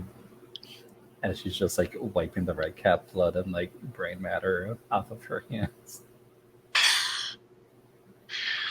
Alrighty. So let's take a break here, and then we'll come back with a new day in the rubble of Hargrave House. So we'll come back just about 2 minutes past the hour, if that's okay. Well, ain't we in a pickle? No house. Handcuffed. Just to a little the bit. Seriously up shit creek. You know, Blake, this is what happens when on the podcast you were like, oh, but you know, we're never really in danger in our safe house. Now here we are. Here we are, Blake. Yeah. Are you happy? I am. But yes, need some good ideas.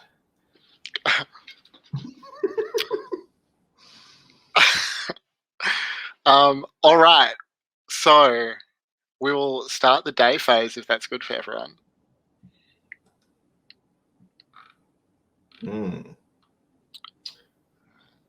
I mean, as players, we need to think of a way to get Jim away from the guy with the handcuffs. That would be nice. We can't say we're going to help you in front of him because he's right there. Well, let me just start the day phase by presenting the new threat. So there is no sort of special introduction to this threat. There's no new information. The Theodora Braithwaite has blown up your home. She has handed Jim over to his enemy. She has had Helena hunted. You learned recently, Dr. Malick, that she paid the Red Caps to kill someone named Sir Richard, and you know that could only be Sir Richard Harlow, the renowned scholar of folklore who often assists Hargrave House in the past with his knowledge of fairies and the Fey realm. So perhaps he had learned something that she wanted suppressed. And you also know that she owns the Society Obscura, which you've been investigating a little bit already. A question for Ms. Reeves. How do you know that all of this is, not just a coincidence or not just a collection of problems, but all tied to a single plan of the Masterminds that is now close to fruition? I think I'll say like the part of the crate that Reeves was kind of doing her like conspiracy theory blue torn strips of fabric on somehow survived the calamity, and like the explosion and the fire like blew debris onto it, and it's just kind of one of those like very unrealistic, like the debris kind of looks like some of the other clues and like splattered against there with like the little embers of blue flame, some like blood from the red caps, some of the like blue gems from the parlor also like blew onto that wall and kind of stuck on it, and it pretty much all just kind of indicated like this was all a plan, like this is all connected, everything's kind of like all focused on one point. Nice. So that leaves just one question. The question is, where will Theodora make her move in order to carry out her plan? And it has a complexity of 6. If you figure that out, you will unlock the opportunity to confront her and stop her before she overthrows the crown. So that is there's a column for that threat on the active threats now. I mean, you can investigate the Cremorne Gardens one if you want. That's still technically an active threat, but I don't really see us getting too far into that in our remaining session and 55 minutes. But you can continue to investigate the Watley camera and or the Pinkerton, as well as the Mastermind. You are standing in the street outside the rubble that was once your home. The fire brigade pulled up outside is just hosing down the embers at this point. D.I. Pettigrew is wandering around, taking some statements, interviewing witnesses. Lots of your neighbours are sort of crowded around, nosy, interested. Or this has just confirmed their suspicions about you the whole time. Jim, you're handcuffed to Winslow Taggart. What do you all do? Yeah, I think I'm going to look at Jim and I'll be like, Mr. Fletcher. And I look at the handcuffs. Did you get up to something last night? Well, you recognize our friend Mr. Taggart here. He's well, it seems he may have apprehended me. He tips his hat to Dr. Malick. And sorry, go ahead. You can go, it's fine. No, I was going to just try to get Mr. Taggart to reveal a little bit of himself. I'm trying to get information out of him. I'll be like, surely someone of your skill set and stature would be far better suited for other prey than Mr. Fletcher here.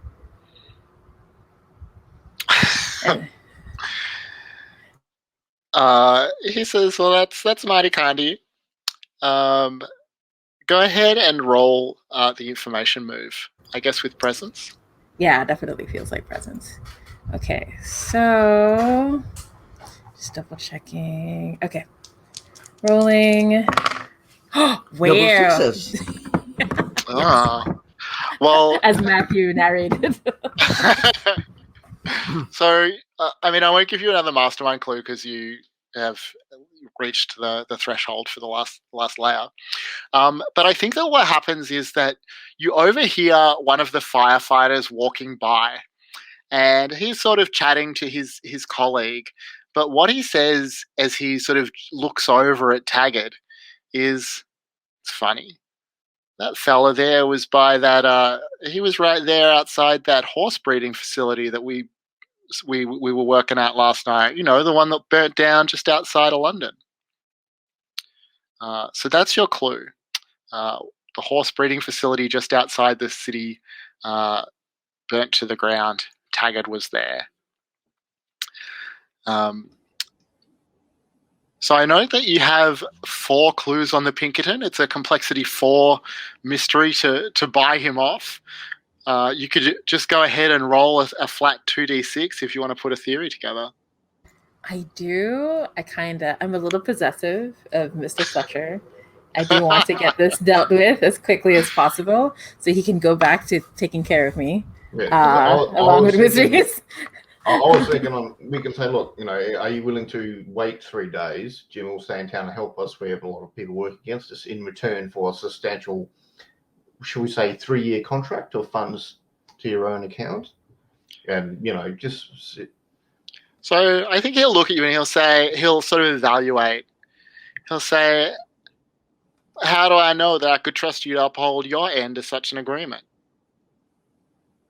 Ooh, I think that's when we're going to start. She's mighty trustworthy. Well, the funny thing is, I already have an agreement.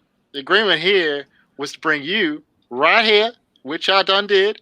Well, And then I'm not you were saying done don't with take me. him. I'm not saying don't take him. You're saying 3 days. Just give us 3 days. And in return for that, yeah, we'll give you 3 years of cash, basically. Well, basically a regular donation every 3 years. It's a mighty fine offer, but I think Mr. Fletcher's parents will pay me perfectly well, bring his cute little butt back to the United States. I do have a theory. I'm looking at the Yep. answer a question. Yeah, I was trying to keep him talking while you were thinking about it and assembling Nice. stuff, so go for it. Very good, very good. Yeah, so I think I'm looking, and of course, everyone is welcome to, because I'm looking at the greyhound hair, the horse breeding facility, meeting with member. I feel like he's in serious debt. Yeah, it's And either I think insurance scams or gambling debts. Yeah. Well, it's what unsavory scheme is he pursuing?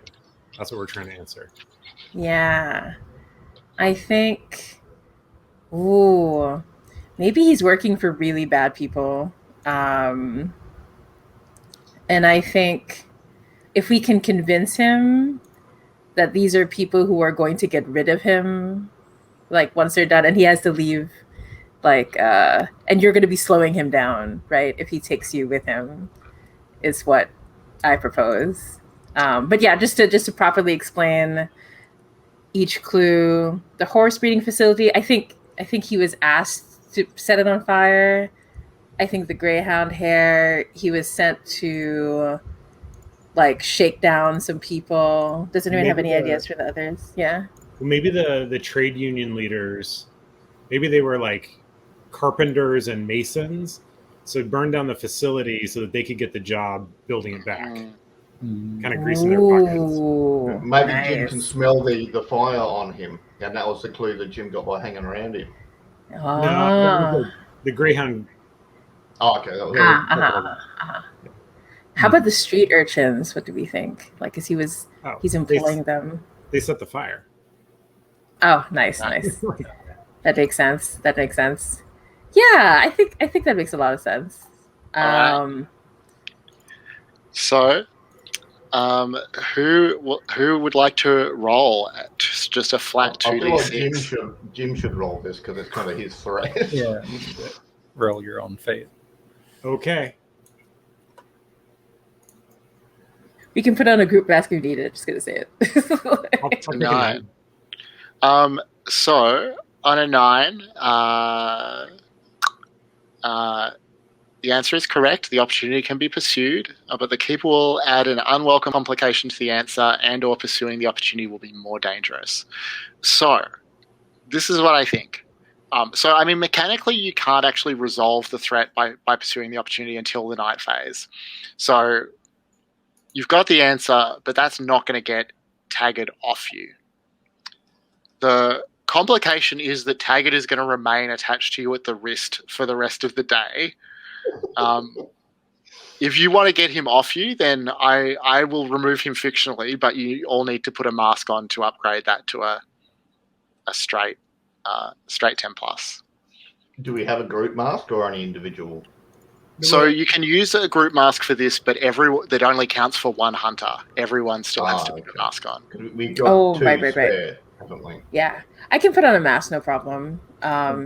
And then maybe Jim can put on the pig one, right? Again, is that right? The pig one or the Cremorne Garden. The last time you all had fun.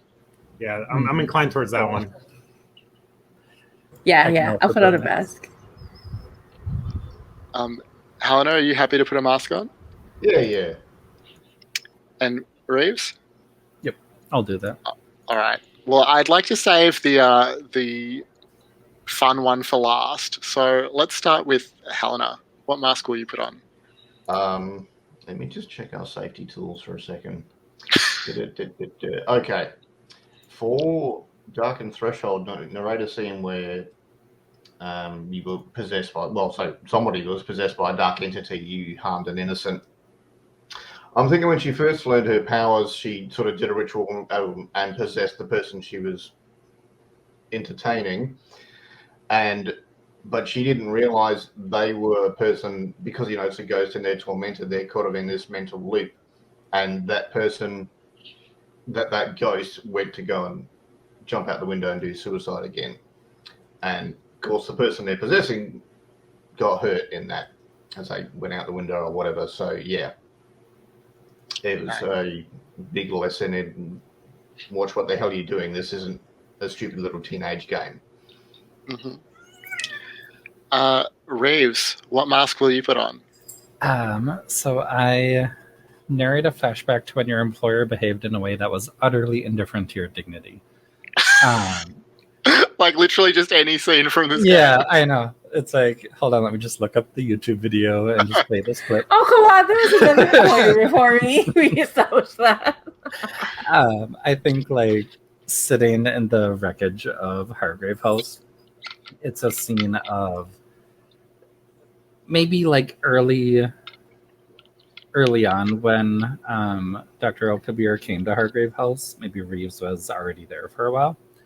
And he is basically just going through this kind of a little bit of like a prima donna tirade throughout the house of like, this place is, is in shambles. Like this isn't silk curtains. How can people be expected to work in these conditions? Where's my study? The whole thing should just be scrapped and started anew. And pretty much like every comment of like, this is a disaster. And then it cuts to now where like, it is a disaster. And he's like, these are terrible curtains. And you just see like one little piece of wall with a window and the curtains are just kind of blowing in the breeze, charred. How could you ever cook anything in this kitchen? And then there's just like the stove that's busted and the doors hanging open and stuff like that. And it just keeps like flipping back and forth between like past and present. Amazing. Dr. Malick? Yeah, so I'm narrate a flashback to the time when you first realized you and the person you lost weren't going to be together forever. And I think the child is like behind me, like quietly just watching everything that's happening. And then the child coughs a bit, like just because from the smoke and everything, right? But we see like Malick's face like freeze up in fear, and then shadows cast over. And as we flash back, there's a moment where the person that they loved is standing in the exact same position behind Dr. Al-Kabir and starts coughing, and then pulls away at the mouth, and there's like blood on the handkerchief. And Malick turns and says, "How?" And there's this impression of Malick had no idea, and then they say, "I didn't want to tell you because I knew you didn't want to hear it." Nice. And Jim Fletcher, do you want to lead off with your mask? Sure. I had all this time to think, and it went out the window. I think if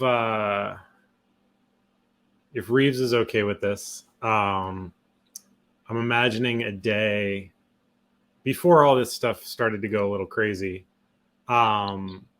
where Jim is just being super lazy in the gardens, and like Reeves is trying to like trim the hedges or something to that effect, like get the gardeners to kind of mow the lawns correctly, and Jim is just knocked out, and they cut, like he's like knocked out, like taking a nap, and they just cut the grass right around him, and there's this like Jim shaped extra long grass. Yeah. Like I think the gardeners like cut the grass around you and then went to get Reeves, and it's like he's not moving, and he kind of scares us. And it's just Reeves just kind of like sitting there, just tapping her foot a little bit as you're just lounging in the grass. So we'll go back the other way than the way we went the first time. So the prompt is each hunter narrates a flashback to the last truly fun day they had. Dr. Malick, last truly fun day? The last one? I think it was when I went on a date with Miss Reeves. That was very fun. I think it's a flashback. The blood, smoking the cigarette, turning to Miss Reeves, handing her the fancy alcohol. Nice. Miss Reeves. Oh God. I don't know if that would be Miss Reeves.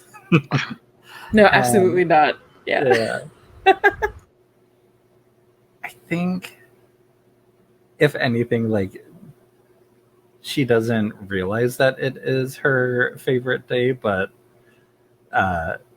just to drive the knife home, like, her last favorite day she had, Malick is not in it at all. It's like a small, shopping spree with Helena where, maybe they got like a new purse or something. Oh, I know. Yeah. She got a new purse with Helena. Helena picked it out for her, said like, oh, it matches your eyes. It's beautiful and stuff like that. And then she goes shooting with Jim Fletcher, and like Jim gives her like a small little derringer that like fits in that purse. And that is like in the part of the house where like her bedroom would be. There's like her nightstand and then that purse, and it's just in flames. That is her last happy day. Thank you. And Helena, what is your last happy day? I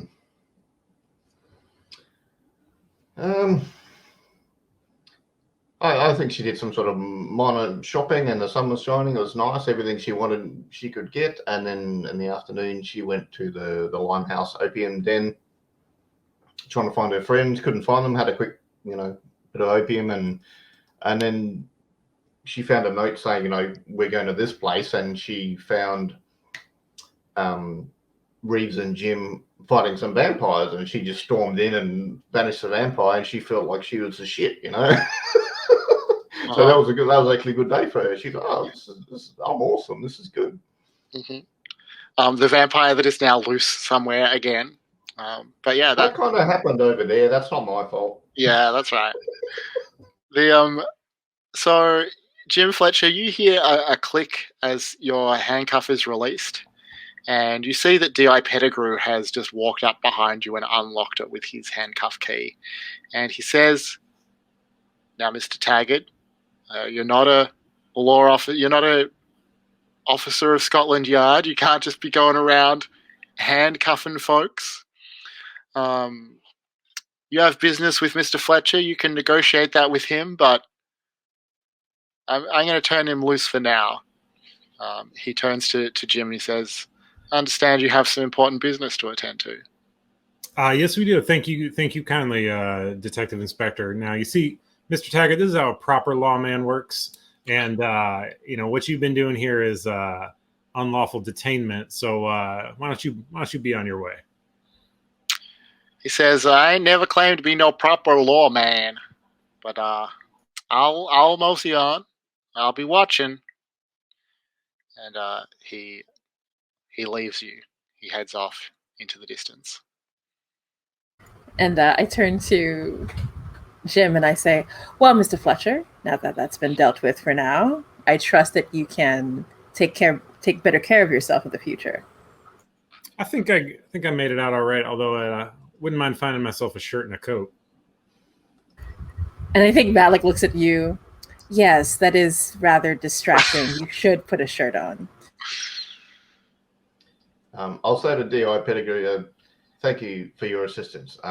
Should you have some free time, please enjoy these, and I'll hand him these season opera tickets. He sort of looks like side to side. He says, "I probably shouldn't accept these," but just tucks them inside his jacket. He says, "Look, I'm going to need to take statements from you all about this," and sort of gestures to the ruins of your house. And he says, "But I can see that you're busy. I don't want to bother you now. You all, when you have time, come by my office and we'll talk." Yeah, indeed we will, and I'll curtsy, and she's honestly grateful because of it. Yeah, it's handy not having Jim carted away. Mm-hmm.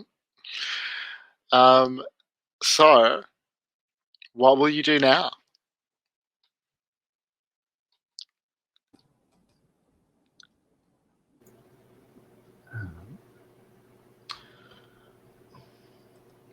we probably have enough clues for the mastermind question because it is a complexity 6. Did we want to find some I don't think our mastermind clues count to answering that question. Yeah. Sorry, they work differently mechanically. So you'll need to investigate the mastermind and accrue new clues for that. Oh, gotcha. Okay. But we are at an even roll for the Watley camera if we want to knock that out too. But we don't have to.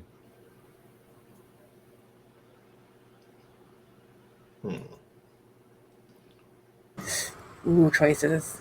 I mean, if you were to solve the Watley camera, that would give you access to the custom move Void Walker and let you contact the entity in the Fragrant Void, which will not resolve the threat, so can be done during the day phase.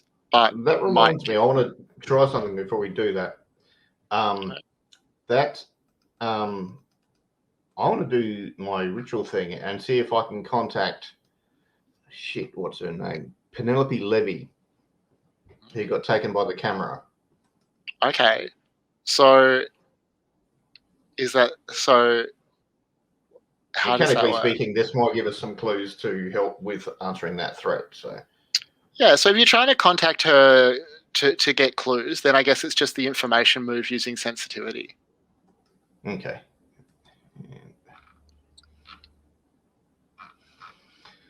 And 3. So maybe we go to Cremorne Gardens, nice little shaded spot, and I'll do the ritual there while we're chatting about what the hell to do. Come on. Oh, shit. Even with the 3, it's 7 total. All right. So that is a clue with a complication. So let's see. Sorry, I just got to find my Watley camera. So you do sort of dimly sense Penelope's consciousness, somewhere, clearly not on this plane of existence. The clue that you receive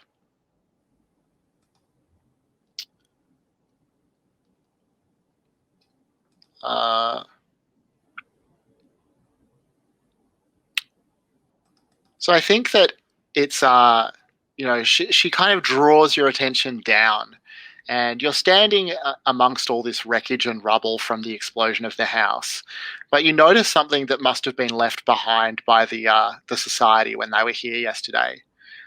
You notice a cinnabar pendant necklace with a broken clasp just lying in the street at your feet. You can't quite remember who, but you think one of the society must have been wearing that yesterday, or at least it must have been amongst the stuff that they brought.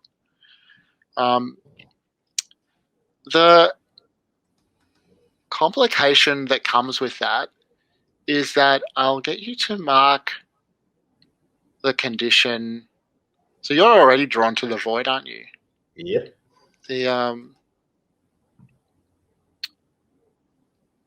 I think I'll get you to mark the condition the void is drawn to you to. Instead of being watched, because sorry, you already. So if you have 3 conditions and you would mark another one, you just have to put on a crown, a mask. Sorry. Sweet. I don't have a lot of choices, so I can mark the gilded door. It's just it doesn't count that I'm most beloved. Is that right? No, you can't mark it. Ah, okay. Bugger. So, narrate a flashback to the young childhood, adulthood when you met the coven leader. Yeah,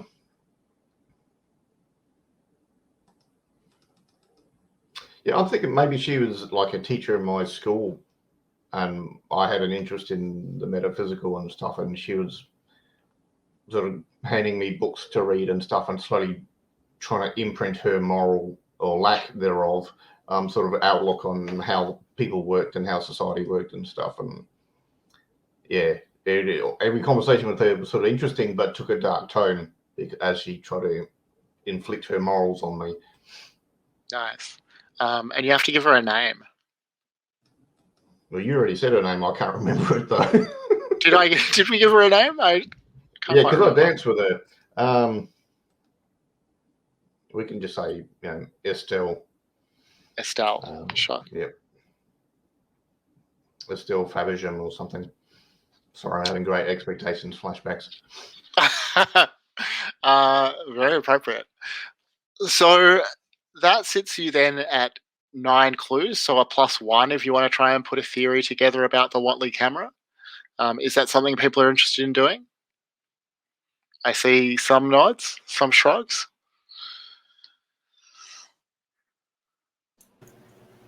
Yeah. Let's go for it. So, what circumstances will cause someone photographed by the camera to disappear? Well, it seemed obvious they were doing some sort of ritual because I think it was Reeves and Malick that were checking out all their stuff and found hieroglyphs and all sorts of shit. Yeah, we've got this we can build it around this complicated mathematical equation. Oh yeah. And because we've got stuff like heavenly bodies. So maybe we could go kind of classic with some kind of eclipse or maybe like the camera's a camera except under these circumstances, right? I think that's the idea. Yeah. So like planetary alignment plus certain other ritual components, and it's the focus for the ritual. Mm-hmm. Mm-hmm. Yeah. Like if anything, the blood splatter and a pattern matching the photograph's lens flare is kind of almost like in the golden spiral type deal. Like you kind of realize it's a very mathematically specific way that like the shapes of the lens flare are happening. Perhaps you need to chant the ritual in a particular dead language. So Abernathy talking in the dead language. Oh, nice. I'm wondering if you look at the stars with like the monocle or the magnifying glass or a telescope, the cracks actually align when you look at the right group of stars, and that's the stars that actually power the ritual. Nice. Does that mean the ritual can only be performed at night? That seems reasonable. No. Yeah. Or well, when you're in the right season to see those groups of stars, because Okay. When Yeah, you're so in the season that the potted plants grow best, like the plants in the pot have like a very specific growing time, and that's when the ritual has to be performed.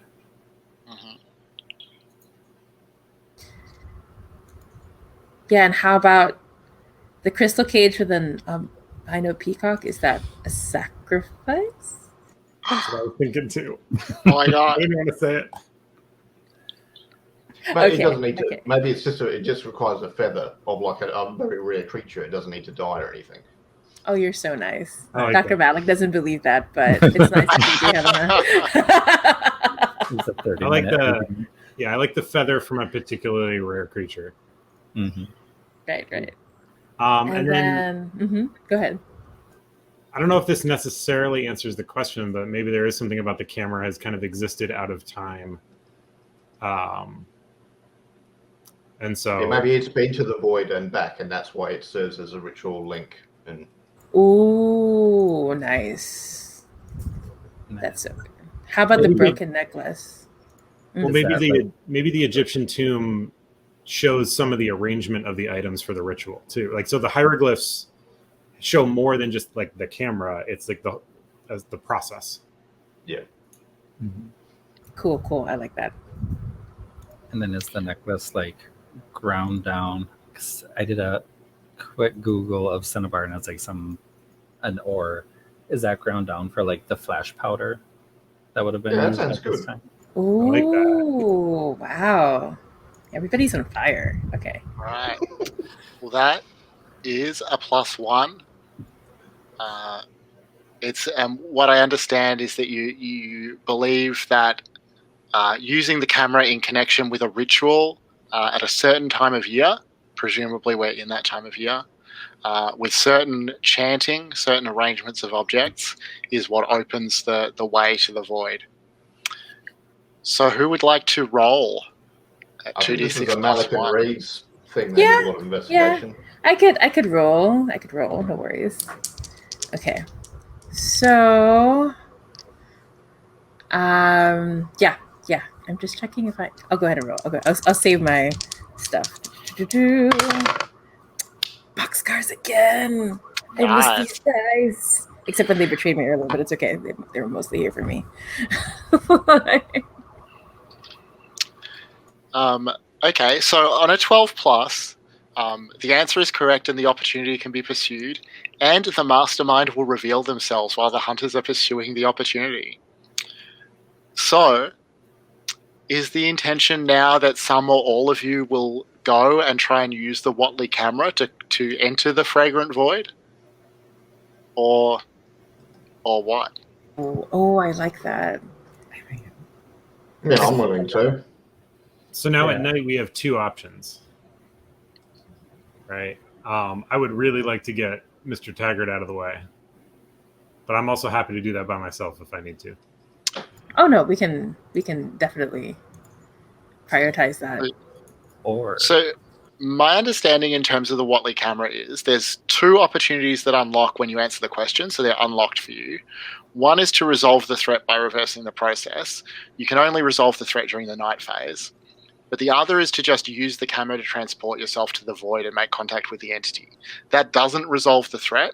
It just unlocks a custom move for you. It probably gets you some clues, things like that. So that can be done at any time. You don't need the night phase because it's not resolving the threat. And so in theory, we could keep doing that move and then resolve the threat later, or is it like prevent us from resolving the threat? No, my understanding is that so if you use that opportunity, then it unlocks a custom move. Nothing about that will stop you from later resolving the threat. Got it. I mean, it says something about the group of you that you decide to just let Penelope like linger in the void a while longer while you experiment with some It's deep only magic. one day. It's true. I mean, Malick is not the best person. no.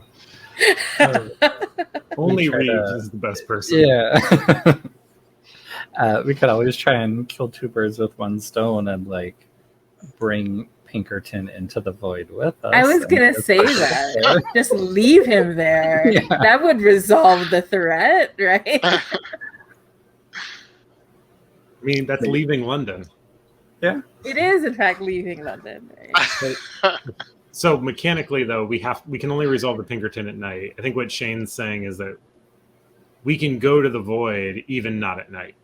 Yeah, and then pick up clues. Yeah. We can do that. Maybe the dark entity can tell us some stuff about the The mastermind. mastermind. Yeah, I think that's a good idea. So I'll copy the custom move into the threats tab. So you haven't actually unlocked this custom move yet, but once you travel to the to the void, you will. Just bear with me for a sec.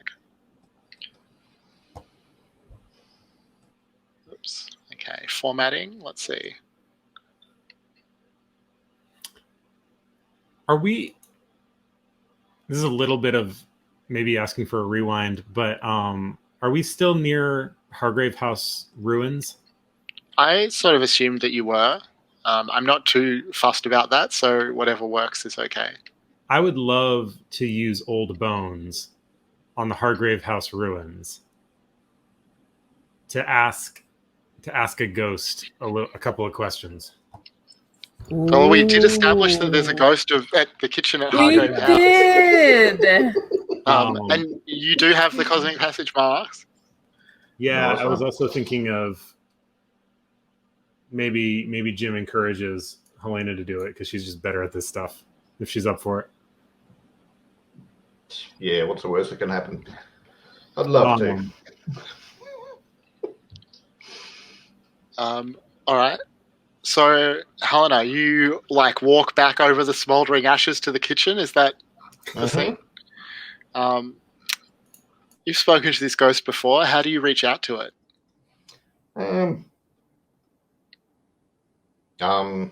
I'd probably put because there were beer taps, so I get like a with glass, and I sort of prick my finger and put that around the rim, and then have like one from each beer tap, and I say the ghost's name in Latin, ancient Greek, and English. All right, roll with sensitivity. Yeah, watch me screw this up. Okay. Oh, 10. Nice. And on a 10 plus, the ghost won't ask for anything in return, but will answer a single question or perform a small task of your choice. Any answers it gives can be in the form of a clue. So what do you ask it? I don't know. What do I ask? What do you want to know? Well, I was wondering, like, maybe it knows something about how that room in blue got here, or like by what means did that happen? Because it happened without Reeves knowing, and that just seems ridiculous. Or even like the bomb in the womb. That too, yeah. So the ghost communicates to you in the form of a clue.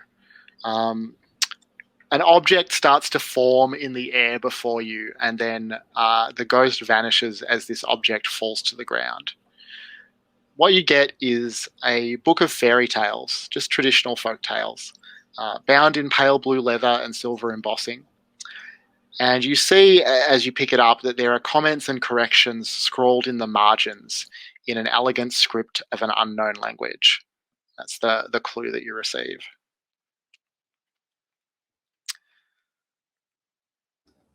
You get a warm feeling from the ghost. You sense that it wishes you well. I'll say, do you want me to pass on any message to your descendants? And it's already gone. You think that maybe the burning of the house has released it. Oh, okay. At least something nice happened. The child looks at you very skeptically when you say that. And I turn to the child and I say, we'll have to talk about irony in the next lesson. It's a little advanced, but I think you can handle it, beloved. All right, beloved. So where will people go now? You have a few leads. The Watley camera, you can head to the Society Obscura and try and either visit the Void or just otherwise dig for clues around there. You could go try and find out more about Sir Harlow's death. Or you could, there's probably other ways that you could try and look into what's going on. Helena, what are you thinking of doing?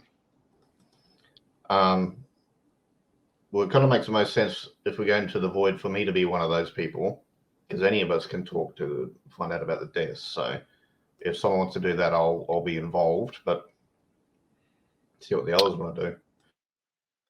Does anyone want to join Helena for a trip to the Society Obscura? No, I'm not going to do it there. I'll do it in Cremorne Gardens or something. I don't trust them buggers. Well, the ritual is quite precise. Things must be placed according to a particular spatial logic. Oh, right. You've got to actually repeat it. Ah, bugger. Yeah. All right. Maybe we should just go and investigate this death there. Well, maybe while you're thinking of that, why don't you join me, blow off a little steam, and shoot a few things? You look pretty worked over. Okay. Didn't expect that invite today, but okay. Gonna go shoot some things. Are you gonna go back to the vampire lair that you shot in last time now that you know that it's back in London? Yeah, let's not do that. Well, do they even know? Does Jim know? Jim, well, I'm not sure if you've told Jim that you brought the vampire back. No, I hadn't thought how I can broach that topic yet. Then yeah, I would go back to the cavern. All right. Well, Jim starts leading you back in that direction, and at least at first, you probably don't realize that's where you're heading. Malick, with Child in tow, and Reeves, what are the two of you going to do? Or the three of you, really?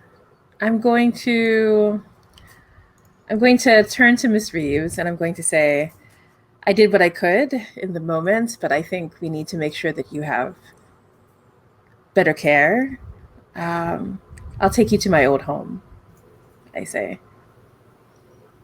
and I think Miss Reeves will say, like, you treated my wounds perfectly. I feel much better, and like starts to stand up, completely falls, and says, it might be best for a second look at it, and then we'll like accept any help to get there. All right. So I think we'll finish up for today with a pair of vulnerable moves then. So let's start with Malick and Reeves, and I'm not sure if the child will be present or not. You can. Oh, of course, the child's going to be with me all the time. That's going to make things extra awkward. Right? Like. So, do you share an intimate moment while one of you is engaged in your vice?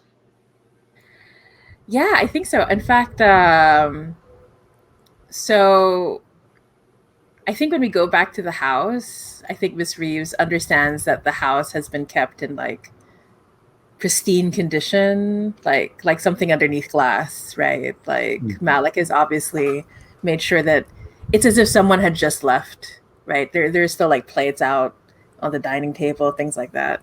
And Malick takes you to their.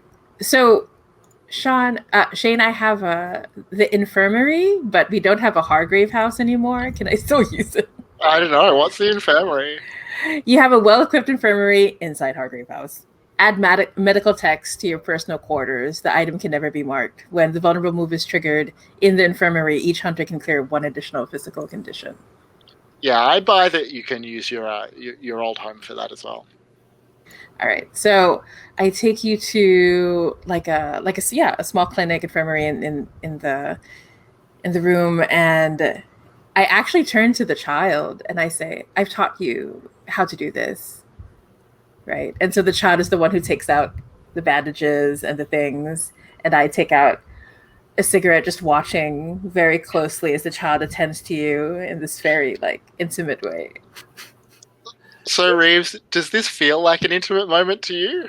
Oh God, not really. No, to Reeves, no. Like I think when Dr. Malick like attends to Reeves, like they're kind of on the same wavelength where, she'll like move before Dr. Malick needs to ask her to, and kind of like, almost help. Because I assume Miss Reeves has like gotten cut and scraped up before and stuff like that in the nature of Hargrave House. And she would pretty much like instinctively, assist in like the own mending of her. And with the child doing it, she's just almost kind of like fighting against it and just kind of being very stiff and awkward about it. And the child is having to like ask Miss Reeves to like lean over so he can, get better access to like the wounded area and stuff like that. Yeah, I think when that happens, Malick actually picks up on it, surprisingly, and turns to the child and say, I've made a miscalculation, it appears. Beloved, allow me to take care of this. And I say beloved, and I'm talking to the child, but I'm looking in your eyes when I say the word beloved. and I think I'm more gentle with you than I usually am. And I take more time than I usually do. And I say, Miss Reeves, you were incredibly brave. I know that I owe you more than my life. I know that I owe you my soul.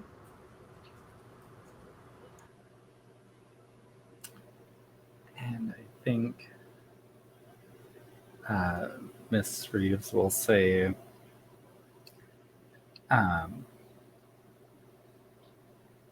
kind of like while still staring at the child, maybe say like, well, all the bravery in the world wasn't able to stop our home from being destroyed.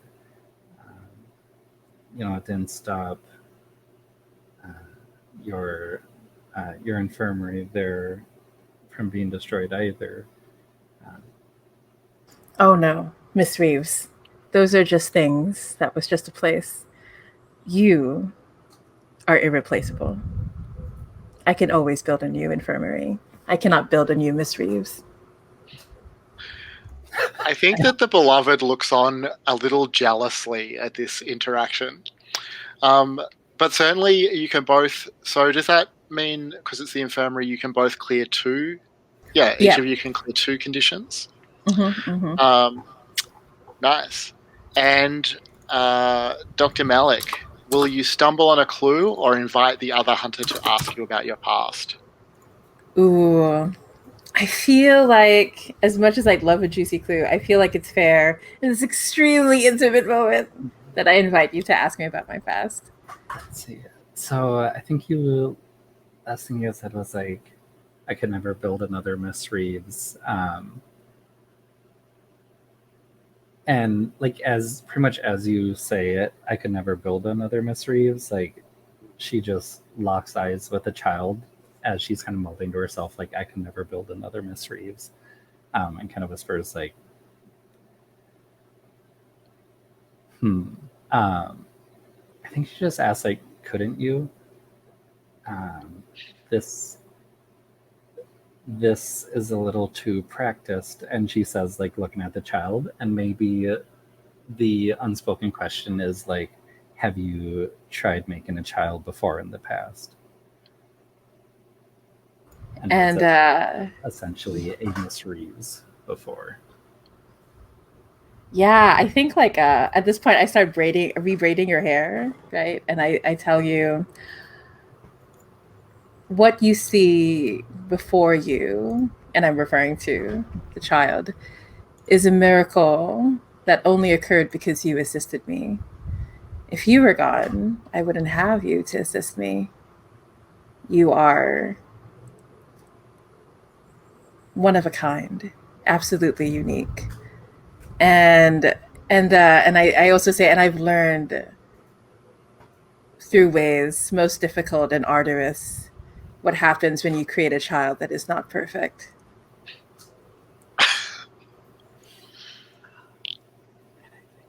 Is there like something in this room that kind of Oh hints at that yeah. happening? Oh my gosh. I think there are like, you realize like under, like below eye level, there are all these jars, like, and they're all cloudy, right? You can't quite make out what's in them. They're just perhaps a hand with too many fingers, perhaps an eye with 2 pupils instead. Um, and above, like, there are all these portraits of the child over and over again, like closer and closer to what the child looks like now. But it's the same weird watermark that we saw before over the other photographs. Yeah. So I think Miss Reeves like breathes a sigh of relief and kind of like leans down, and like as she leans down, that puts her eyes at eye level with the jars, and like that's the last thing she sees of the scene is just like all of the failed experiments. All right. So, Jim Fletcher, well, Helena, do you let Jim Fletcher lead you right into the vampire's lair? Well, as we're getting closer, I'll sort of realize, say, yeah, about how I got away from the hunters. That vampire creature, you know, the shadow blood drinking spirit thing. Yeah. We I took care of that, right?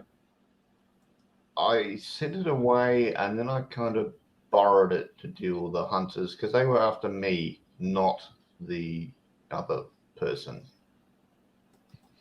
You really enjoy messing with that dangerous shit, don't you? I didn't really have many options. Fair enough. I also stuck myself in a right in the trap, as it were. So I wouldn't say I enjoyed this situation, but it is something you need to be aware of because it might come back. Well, you know, maybe it'd be a better choice to step into that room you reserve over at Limehouse instead of drawing attention to that beast in its old home. Yeah, sounds good. So you're going to go to the opium den, and then do you want to tell us about the intimate moment that you share?